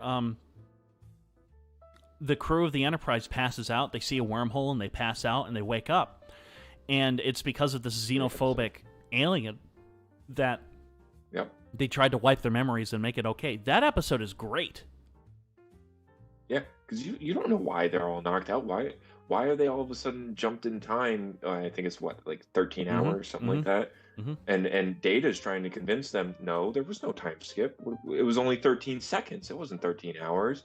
But then the doctor finds that her you start piecing it together as it goes along, and it doesn't coddle you. It doesn't treat you like an idiot. So good. It's so good. It was good. The only issue I have with that episode is that plot hole at the end. But it's interesting. Like, and by the way, the plot hole I'm thinking of is, okay, they're supposed to go on to their next mission. Well, what happens when they show up at that mission and suddenly they realize, oh, hey, it's a day. We're a day ahead. It's 13 hours late. Yeah. What happened? What happened? But Data what's going on? Oh, and I love that too. And Brent Spiner gives one hell of a performance. I love how they're interrogating him. And he's like, "Why are you lying to us?" And he's like, "I'm not lying to you."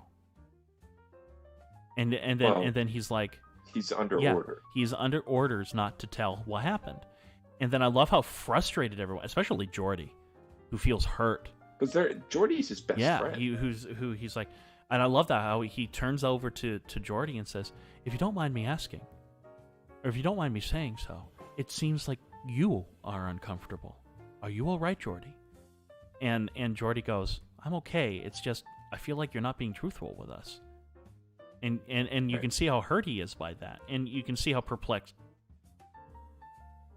Data is about that. And I love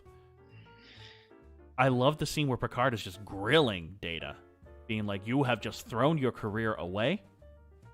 We're going to court-martial you because you are not knowing that Picard is the one that you are directly disobeying orders."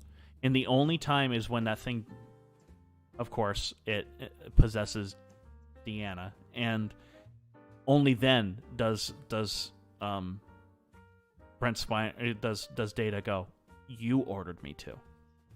I cannot disobey an order." And so technically, Data was doing the right thing. He was not disobeying an order. He absolutely was. Yep. He absolutely was. But then when it's contradicting for Picard to say, "I order you to tell me," well, now there's an issue. Yeah. Yep. Here's a tissue. Because he's been ordered 2 different things. Yeah, it was just a good episode. And that was just a random episode that was on. You know? There are a lot of good episodes in TNG. Yeah, there's a lot of good episodes. TNG is a good show with some pretty bad episodes, but it's a great show. Overall, yeah. I highly recommend anybody watching it. One of my favorite Data moments, speaking of Geordi, is when Geordi asks him, like, do you have friends?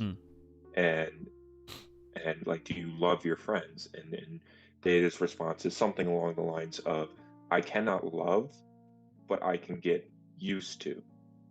I can detect patterns, and when those patterns are no longer there, I feel amiss. Yeah, I love that. I know exactly the moment you're talking about. Yeah, that is such a good line. I know I didn't say it verbatim, but it's something along those lines, and that's a really good Data moment. I never liked the emotion. Probably my favorite. I never liked that. But I do love in the second season where Data's on trial,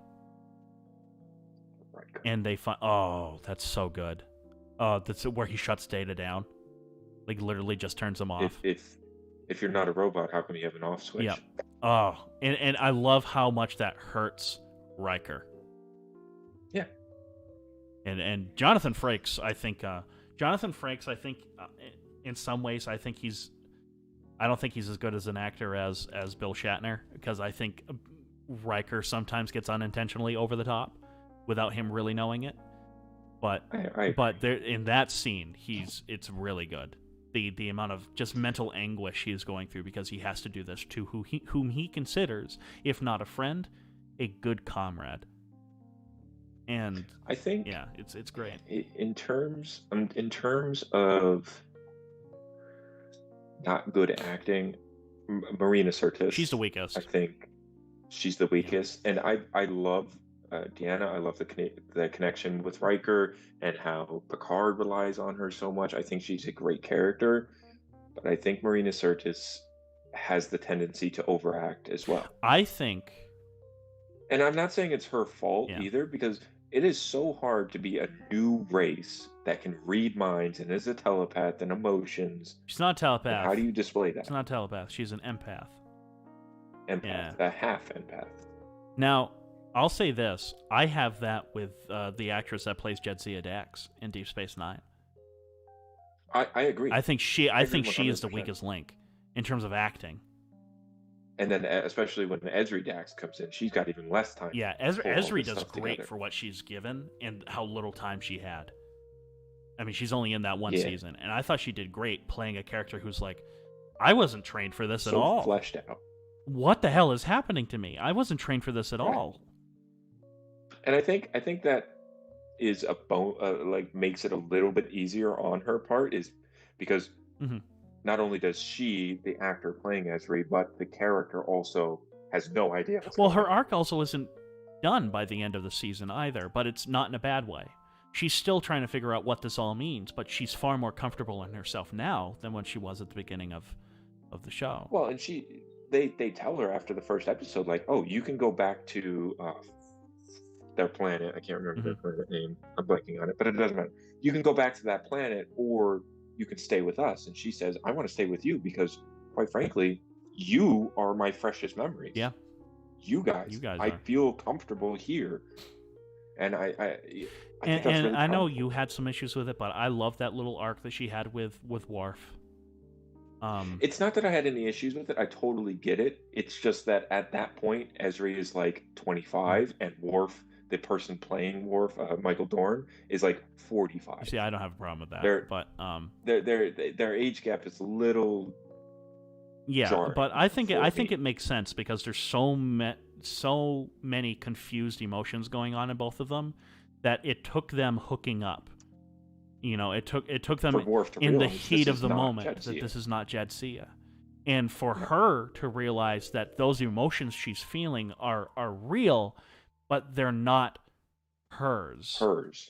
Yeah. And exactly. I loved that. Like, I genuinely liked that. And I love how they are still friends afterwards, too. It's not like this ruined everything and Worf thinks less of Jadzia because of it. No, it took that for him to really come to terms with, she's gone.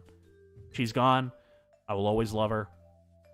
I will always cherish her memories. Well, and stuff like I that. have, speaking of Worf and Jadzia, nobody's going to be able to see it.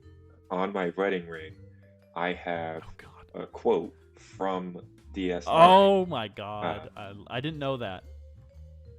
And it says, I may actually have remembered this wrong, but Worf is, a Klingon, obviously. And when Klingons go into battle, they say, today is a good day to die, to show that they are not afraid to die and to put fear into their enemy.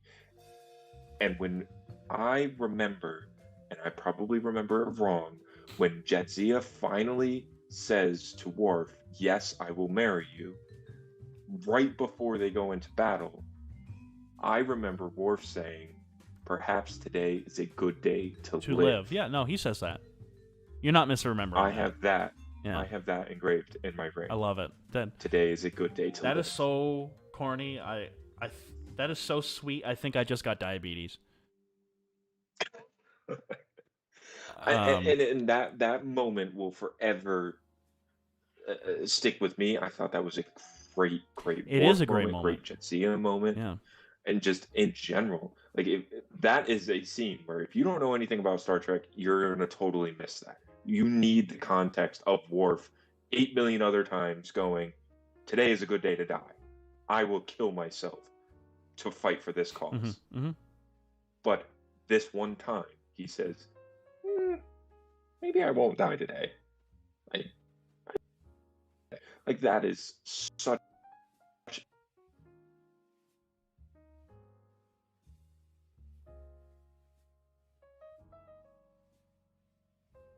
an emotional impact, and it goes right into Ezra is not. It's that's really, it. I just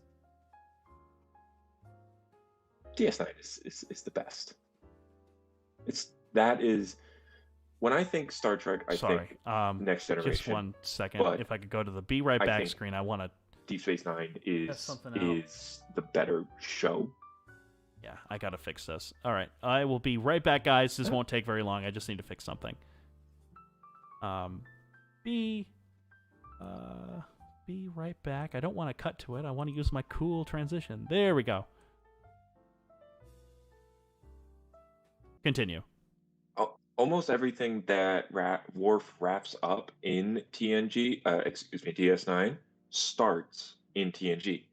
Alexander, him, getting pregnant with that girl, all him getting exiled from the Klingon Empire, him figuring out that his father was not a traitor and proving that his father wasn't a traitor. All of this started in TNG. I'd agree. Just because it wrapped up in DS9 on, he finally gets his honor established, reinstated, and he marries Jadzia and gets into the House of Mortok. Just because it's all wrapped up in DS9 does not mean that his character was not fleshed out in TNG. I certainly think that it was.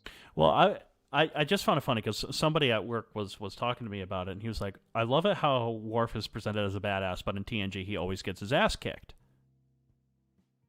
And I'd agree. I think Worf gets his ass handed to him one too many times, in TNG.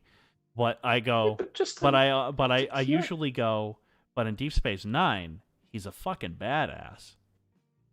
Well, he sleeps on the Defiant, so which I love that. That doesn't tell you enough about Worf. Then I don't know what else. I love that, and also I love Guinan calling him out on his shit.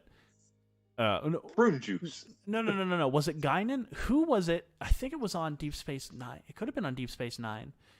No, Quark. Quark was it? Yes, that's right. Quark. Yeah. Quark goes, "How Klingon are you? You're Klingon that drinks living with humans, sleeping in a Federation starship by yourself, and you drink prune juice. And you drink prune juice. It was Quark. I love it. Quark. Come to Quark's. Quark's is fun. It's such a good character. Yeah, it is. I love Quark. Quark, I got to tell you, when I first started watching Deep Space Nine, I had some major reservations about Quark. I was like, oh no, it's going to be another, because I saw Voyager first.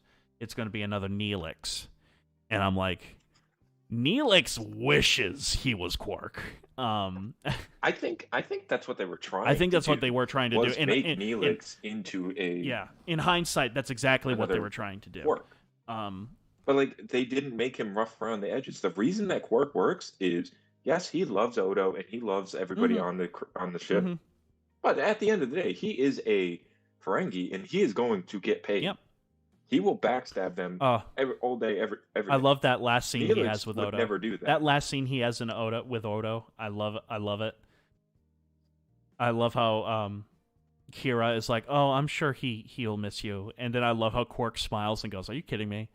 That man loves me. That man hates. Oh yeah, that man loves me." and he does too. I think especially by the end there. I think it's the episode where they get beamed down not beamed down, where they get stranded on the planet and it's just Quark and Odo and they share the one pair of pants, one jacket, one glove each. Yes, yep. And they carry the transporter, and Odo's leg gets broken. Does Quark leave him there? No, he drags Odo to the top of the mountain, and they're bickering the entire time, and it's wonderful, and it works. And the same thing as when Odo gets sick with the he's getting like dried up or whatever. Yes. And no, actually, I'm sorry, that was Garak who was playing the mind games. Oh my god, that was so good, and the pain on Garak's face in that, where he's like, "I like this man. I don't consider you a friend, but I respect you." Something. Odo, he goes, "Odo, lie to me. Anything. Tell me something." And Odo caves in that moment. He says, "I want to go." Yes, and then Garak lets him dissolve or turn into the goo, and Garak breaks down. I love how he just holds his face, and I gotta love that final shot in that episode too, where Garak is tailoring, and you just suddenly see Odo's reflection in the mirror, his silhouette. You don't even see him. It's his silhouette, and you know it's him. Yep. And it's just one shot focused on Garak in the foreground, that reflection of Odo in the background. And Odo goes, "I would like to have lunch with you someday." And that was them saying, "I forgive you. You have nothing to be sorry about. I understand why you did what you did." Garak even said, "But you don't eat." Yeah. And it's that conversation that they have is an example of it's about what's not being said.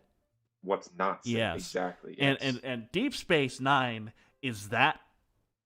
In like every episode, there is a conversation where it's about what's not being said, and I love it. I love it because they don't treat us like idiots. They don't hold our hands. They don't treat us like idiots. They know these are complex issues, and they want us to think about them. And I'm like... And there's no right answer either. Well, there is a right answer, but they don't give you the answer, is what I should say. Well, yeah, like... They let you come to your own answer, like the one where Picard and Garak team up and totally kill the Romulan. Cisco. Sorry, yeah. Cisco and Garak do that. That's wonderful. All right. I got a question for you. I know we don't have a ton of time left, so we asked this a little bit earlier. We said, who's the best captain? Is it Kirk or Picard? And then I said, who's the best captain? Is it Picard or Cisco? Who's the best doctor? Adam, come on. Real talk. McCoy. Sorry. It's McCoy for me. EMH all day, every day. EMH, huh? EMH. I think he is the single best character in Voyager, and his character arc throughout the whole show is one of the best in all of Star Trek. I get that. I really do. Yeah. I'm not saying the best as in like smartest doctor. I'm saying, again, as a personal faith, who's the best doctor. What if I said Polanski? I almost did like a prerequisite and say I almost said Pulaski doesn't count. Hey, I know I'm in the minority when it comes to Polanski. I liked her. I love Pulaski. Yeah, I liked her. I thought she was a much more interesting character than Crusher ever was. Well, if they did something with Crusher, I would like her. If they pushed the relationship between Picard and Crusher, which was a fascinating relationship that they just totally gave up on. Well, because they didn't want to have overarching No, they stories. didn't. And I love how if that And I that love how if the Deep sucks. Space Nine writers had TNG, like that would have been like a big thing. You know. What I don't understand is they kept doing that with Riker and Deanna, though. Yeah. They would always bring up that they had a complicated relationship. But Riker was still always sleeping One or around. two episodes. Yeah. 1 or 2 episodes, Picard and Crusher would like test the waters, but like it never went into any detail, and I wish that they would have. Oh yeah, that Whereas at episode. What is least that with episode on TNG where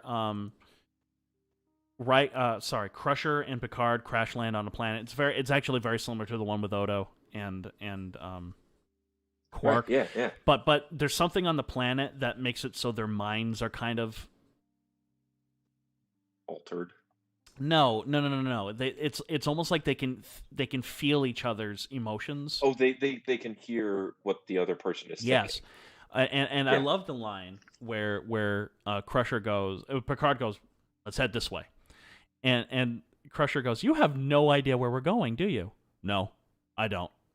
But that's the thing with I don't think at that point that he knew that she knew what he was saying. Yeah. I think that was I am so comfortable with you, there is no sense in lying to you. You know when I'm Isn't telling the truth that or also not. the episode where she falls in a pit and she like breaks her leg really bad? She's like dying because like it's like I know it's cold. Picard has one of those episodes where he's almost dying, but I thought that was with Wesley. I think that was with Wesley. Yeah, the one that you're thinking of, I think was with Wesley. I might not remember this one off the top of my head as clearly. I really do wish that they explored that more. Me too. Because there is that one episode where they kiss and Crusher just goes, "I can't do this." Mm-hmm. It was not Picard who pulled away; it was Crusher. Yeah.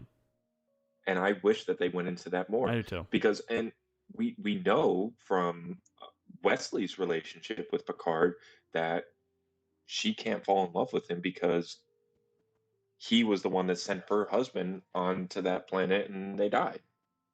So she doesn't blame him, but she can't be with this man that sent her husband to die.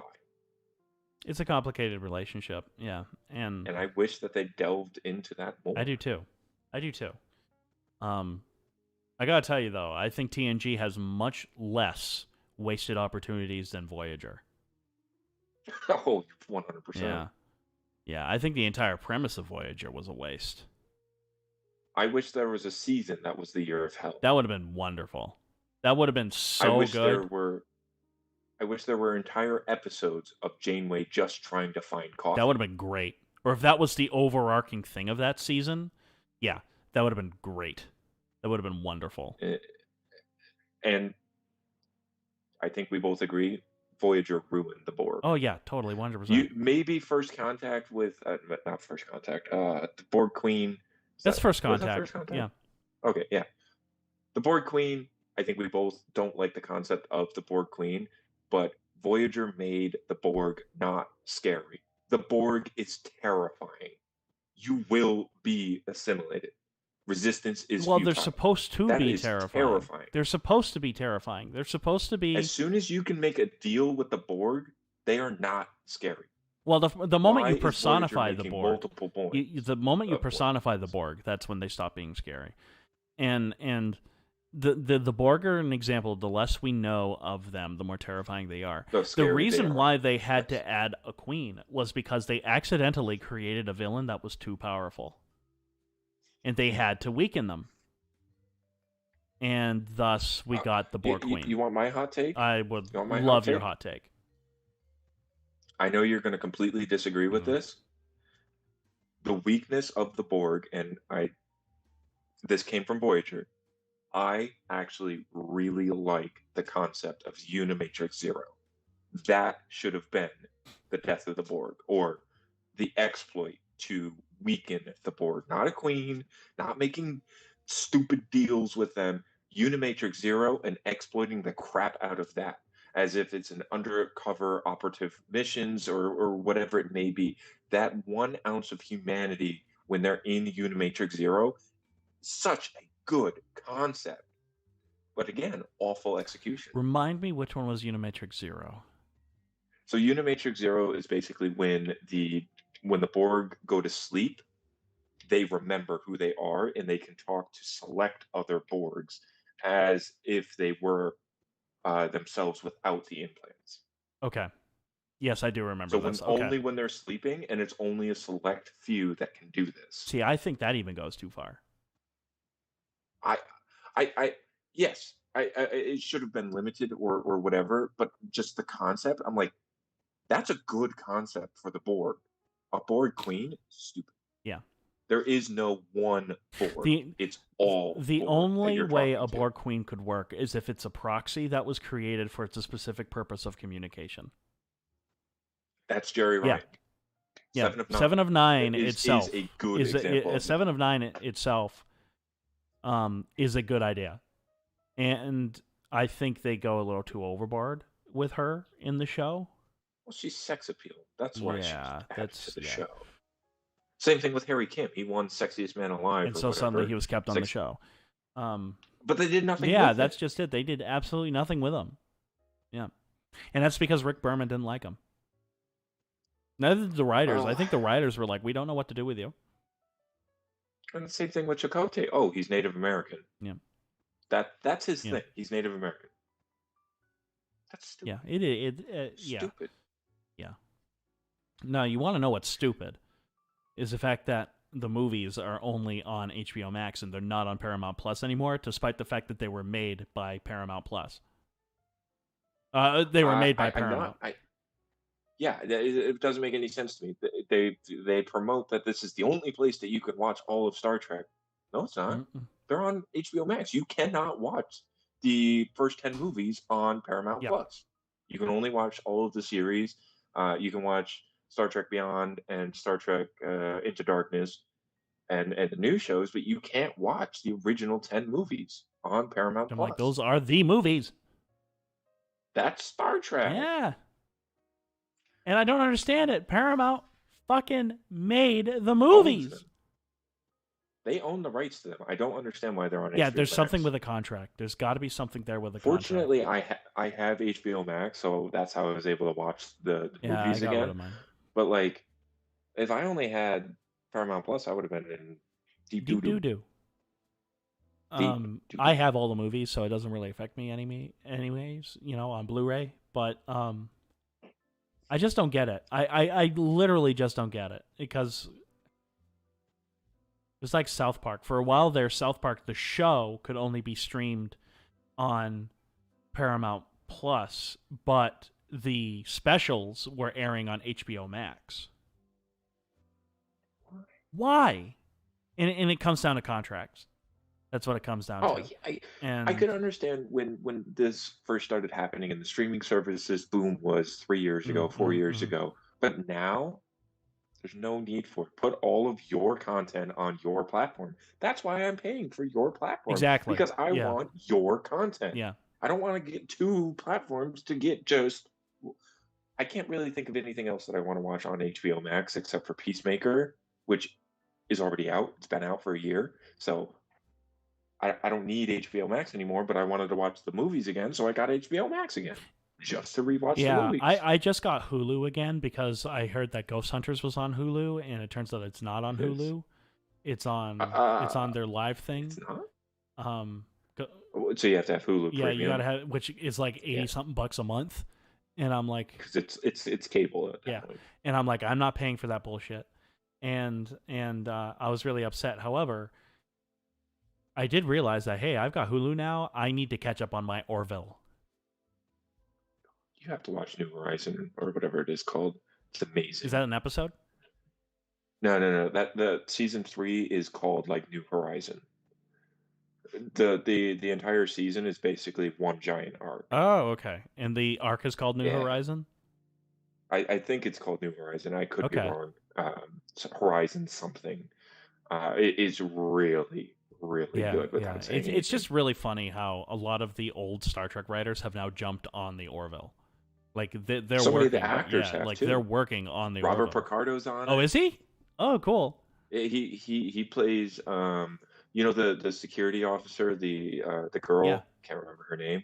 Her dad is Robert Okay. Picardo. Cool. Okay. And then obviously the woman who plays Cisco's wife in Deep Space Nine, she's the doctor Yep. in all 3 Yep. seasons. Yep. And she's fantastic. There's a lot of reoccurring or special guests are Star Trek Oh, of course there are. actors. But the big thing to me was the writers. Dr. Phlox from Enterprise. He's in a couple episodes, and he plays a villain in one of the episodes. Fantastic. Does he do a good job? Now, has Jeffrey Combs appeared? I don't. Jeffrey think Combs needs to be on the Orville. We need Jeffrey Combs to show up in an episode and play like six different in that one episode. Oh my god! I gotta tell you, man, when on that episode of Deep Space Nine where he plays 3 different characters in that one episode, I'm like, this is so funny. This is great. When he showed up in Enterprise as the Andorian, I was like, this is amazing. I love it. I haven't seen anything, but I know I'm gonna love Jeffrey Combs is amazing in Enterprise. He is amazing. He is. Yeah. I think he's better than Archer. He's a more interesting character than Archer. I'd agree with you there. Yeah. I think Chip and Tucker and Tucker and Reed and the Asian linguistic, I think they have really good character arcs. Mm-hmm. But Archer's, he has a dog. Woo! Picard never had a dog. Yeah. Picard has a dog now. He's got a pit bull, doesn't he? He does, and I have a pit bull. That's my number one. She's sleeping. Now you see the thing. The thing is, there's a puppy. Oh. All right. No, don't wake her up. She's sleeping. She's sleeping. She's so bored by us talking about Star Trek. She's like, little fucking nerds. People say when they come over and they see her like super hyperactive, and I tell them, I'm like, I swear she's not normally. This is what she's normally like. Well, that's because there's new people. Oh, I know, but like, all she does is sleep. Yeah. And if you could, if you can see that, that's her spot because the couch is covered in a blanket with paw prints on it. We know that's her spot. She claimed it. It's hers. Yeah. Let's end it on. We both don't like New Trek, but I've watched New Trek. Yeah. You've watched New Trek. You've watched New Trek a shit ton more than I have. Yeah. I watched season 1 of Star Trek Discovery. It is the second worst thing I've ever seen. Yeah. You have literally 60, almost 70 years of established lore. Amazing established lore, all in the same universe. And yeah, you have different time periods, but it's all the same universe. What made you think, oh yeah, let's get rid of all of that. Let's make a new Klingon, a new Vulcan, a new Andorian. Well, correct me if I'm wrong. Didn't they retcon that anyways? Like, aren't the Klingons back to being what they were and not those fish monster things? Yes and no. And that's the problem. I stopped watching Discovery after season 1 because it's awful. It's awful. It really is. Not you mentioned this a little bit earlier that the ship is a character in most of Star Trek. Yes. The ship really is a character. And this is the first show that they follow a single character. They do not follow a ship. Yes, they have the Discovery, and the Discovery is used as a means of transportation. A means of transportation, but it is not a character like it is in all of the other ones. And neither is the crew, the main crew. You have a character, Michael Burnham, and that's who you follow. And I hate Michael Burnham. She started the Klingon War, and all of a sudden we're supposed to still like her somehow. Next, watch 1 season of it, done. The next show that came out that was Star Trek was Star Trek Lower Decks. And I had just said that Star Trek Discovery is the second worst thing I've ever seen. Star Trek Lower Decks is the worst thing I've ever seen, and I've seen episodes of the animated original Oh series. boy, howdy! It's worse than that. It's It worse is than that because it's literally the creators of Rick and Morty made a Star Trek show. No. It is slapstick humor. In the very first episode, in the first 5 minutes, you have somebody pull out a batleth after drinking Romulan ale and cuts off a cadet's leg. I watched 10 minutes of the first episode, turned it off. Never watching that again. It is awful. It is a slap in the face to Star Trek fans. Is that the one that apparently I guess Janeway is in? No. No. What's the one that Janeway's in? Prodigy. Okay. So after Lower Decks, they came out with Picard. And one thing that they did do right in Lower Decks is that is back in the universe of Star Trek that we know and love. Riker's in a few episodes. I believe Geordi's in an episode or two. It takes place in the universe of Star Trek. So we took a step forward. Then we got Picard. Now, I like to think of Picard as okay to not good. It's okay. Everything that they do right, they take 2 steps backwards. It's okay. It's obviously all established lore, bringing back characters that we know and love, even though Picard is completely different now because he's not a captain and he's with this pirate ship crew. Well, basically. Technically, he's not Picard anymore either. After season 1, right? Mm-hmm. Yep. Let's just throw the elephant in the room out there. Picard is an android now, and it's stupid. Yes, that is the dumbest shit. I'm just kill him at that point. It is stupid. The show. I've only seen the first season. It makes it not worth watching. There is no risk.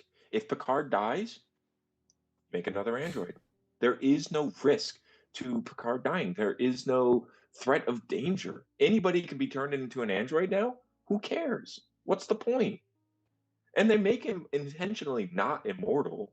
They just make it so he can die of natural causes later.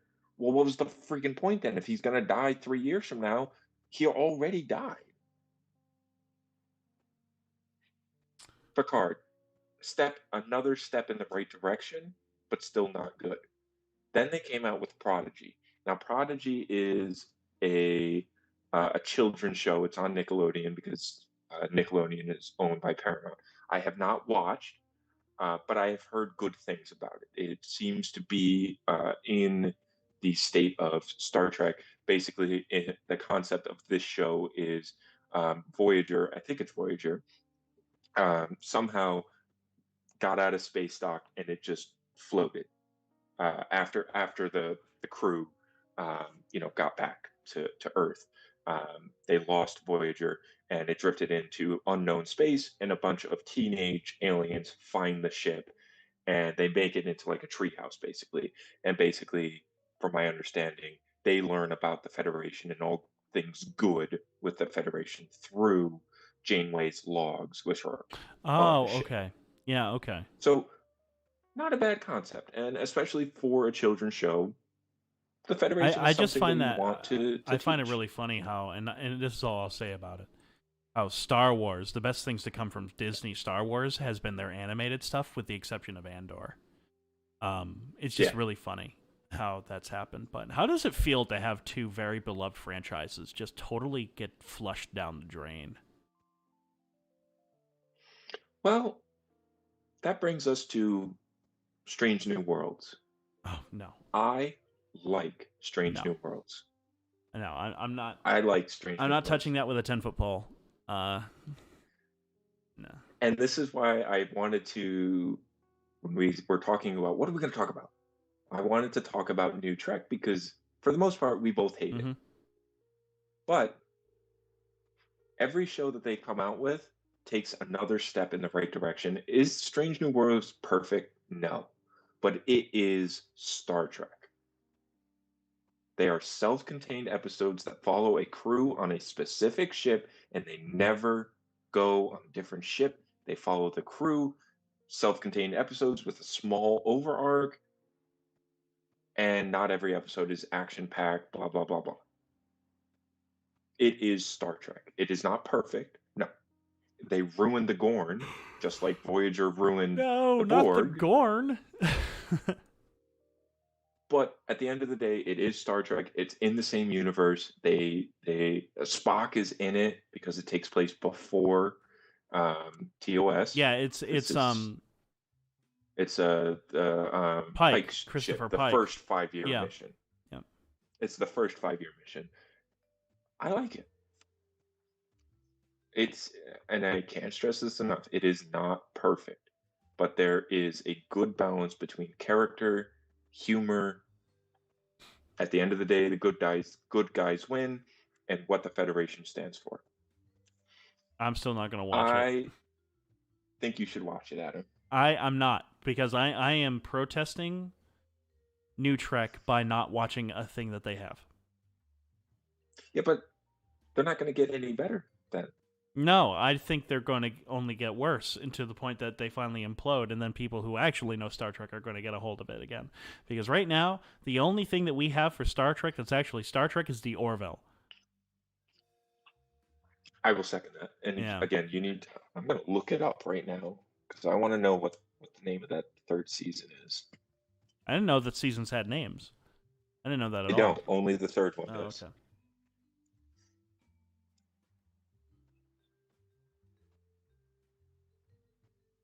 I thought it had a name. Hold on. Oh, yeah, it is. The Orville New Horizons. That's what season 3 is called.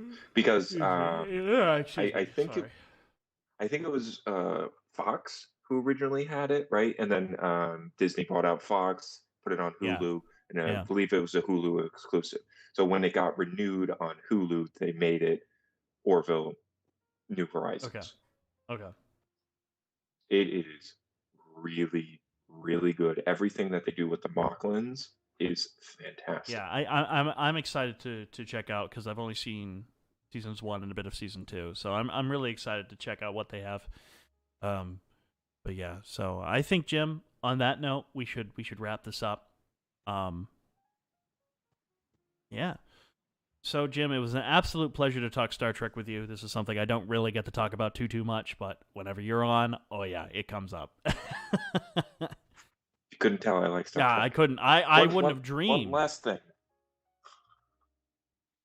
Now, we both know that the Defiant is a smaller ship. Mm-hmm. Do you think these are an accurate scale? Like, to each other? I'm sure our Trek fan will be like, no, but I'm going to say yes.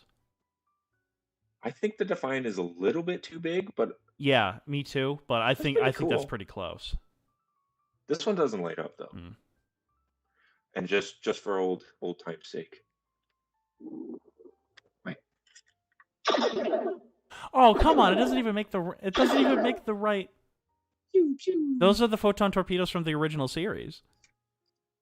Yeah, I know. And it's also, like I said, the speaker is like awful. Yeah. But when Jen got this for me, I think 2 or 3 years ago, I was really happy. No, I love that shit. I would love to get a couple models, because I've said it to you, Jim, but the NCC 1701 refit from the motion picture forward for the Star Trek, well, until 3, that is my favorite looking ship of all time. My favorite looking spaceship of all time. I think that is the prettiest ship ever made.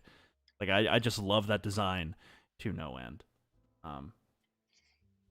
Anyways, on that note, Jim, you don't really have a YouTube channel, do you? I do not, but follow everything that Adam does, because I help Adam a lot behind the scenes when it comes to short films and whatnot. So following Adam supports me. So follow Adam. Yeah, listen to Jim. Well, Jim, it was an absolute pleasure to talk some Star Trek with you. Love to do this again on another ANP live streams. We'll see how this one did. Jesus, I freaking 2.5 hours of Star Trek, man. I am Star Trek'd out. I love Star Trek. I could go another 2.5 hours. I'm sure you can. I created a monster. In the best way possible. Yeah, I fucking love Star Trek. I really do. It's Godzilla and Star Trek are like my two big franchises that I'm like, I gotta get on board with it. Well, thank you for having me, and I hope that we can do this again, because if you couldn't tell, I really like Star Trek. I could talk more about it. But yeah, that's all I got. Yeah, well, again, everybody, thank you so much for tuning in. Thank you so much for listening. Again, we like doing these live streams, not necessarily Star Trek related, but I like doing one live stream the first Saturday of every month, so that's probably changing to a Monday, unfortunately. But there's one of these a month. I'm trying to do one video per week again, and getting there is tougher than I thought it would be. Anyways, thank you so much for joining me, Jim. All my social media and everything is in the description below. In the end, this is Adam Noyce saying, live long and prosper.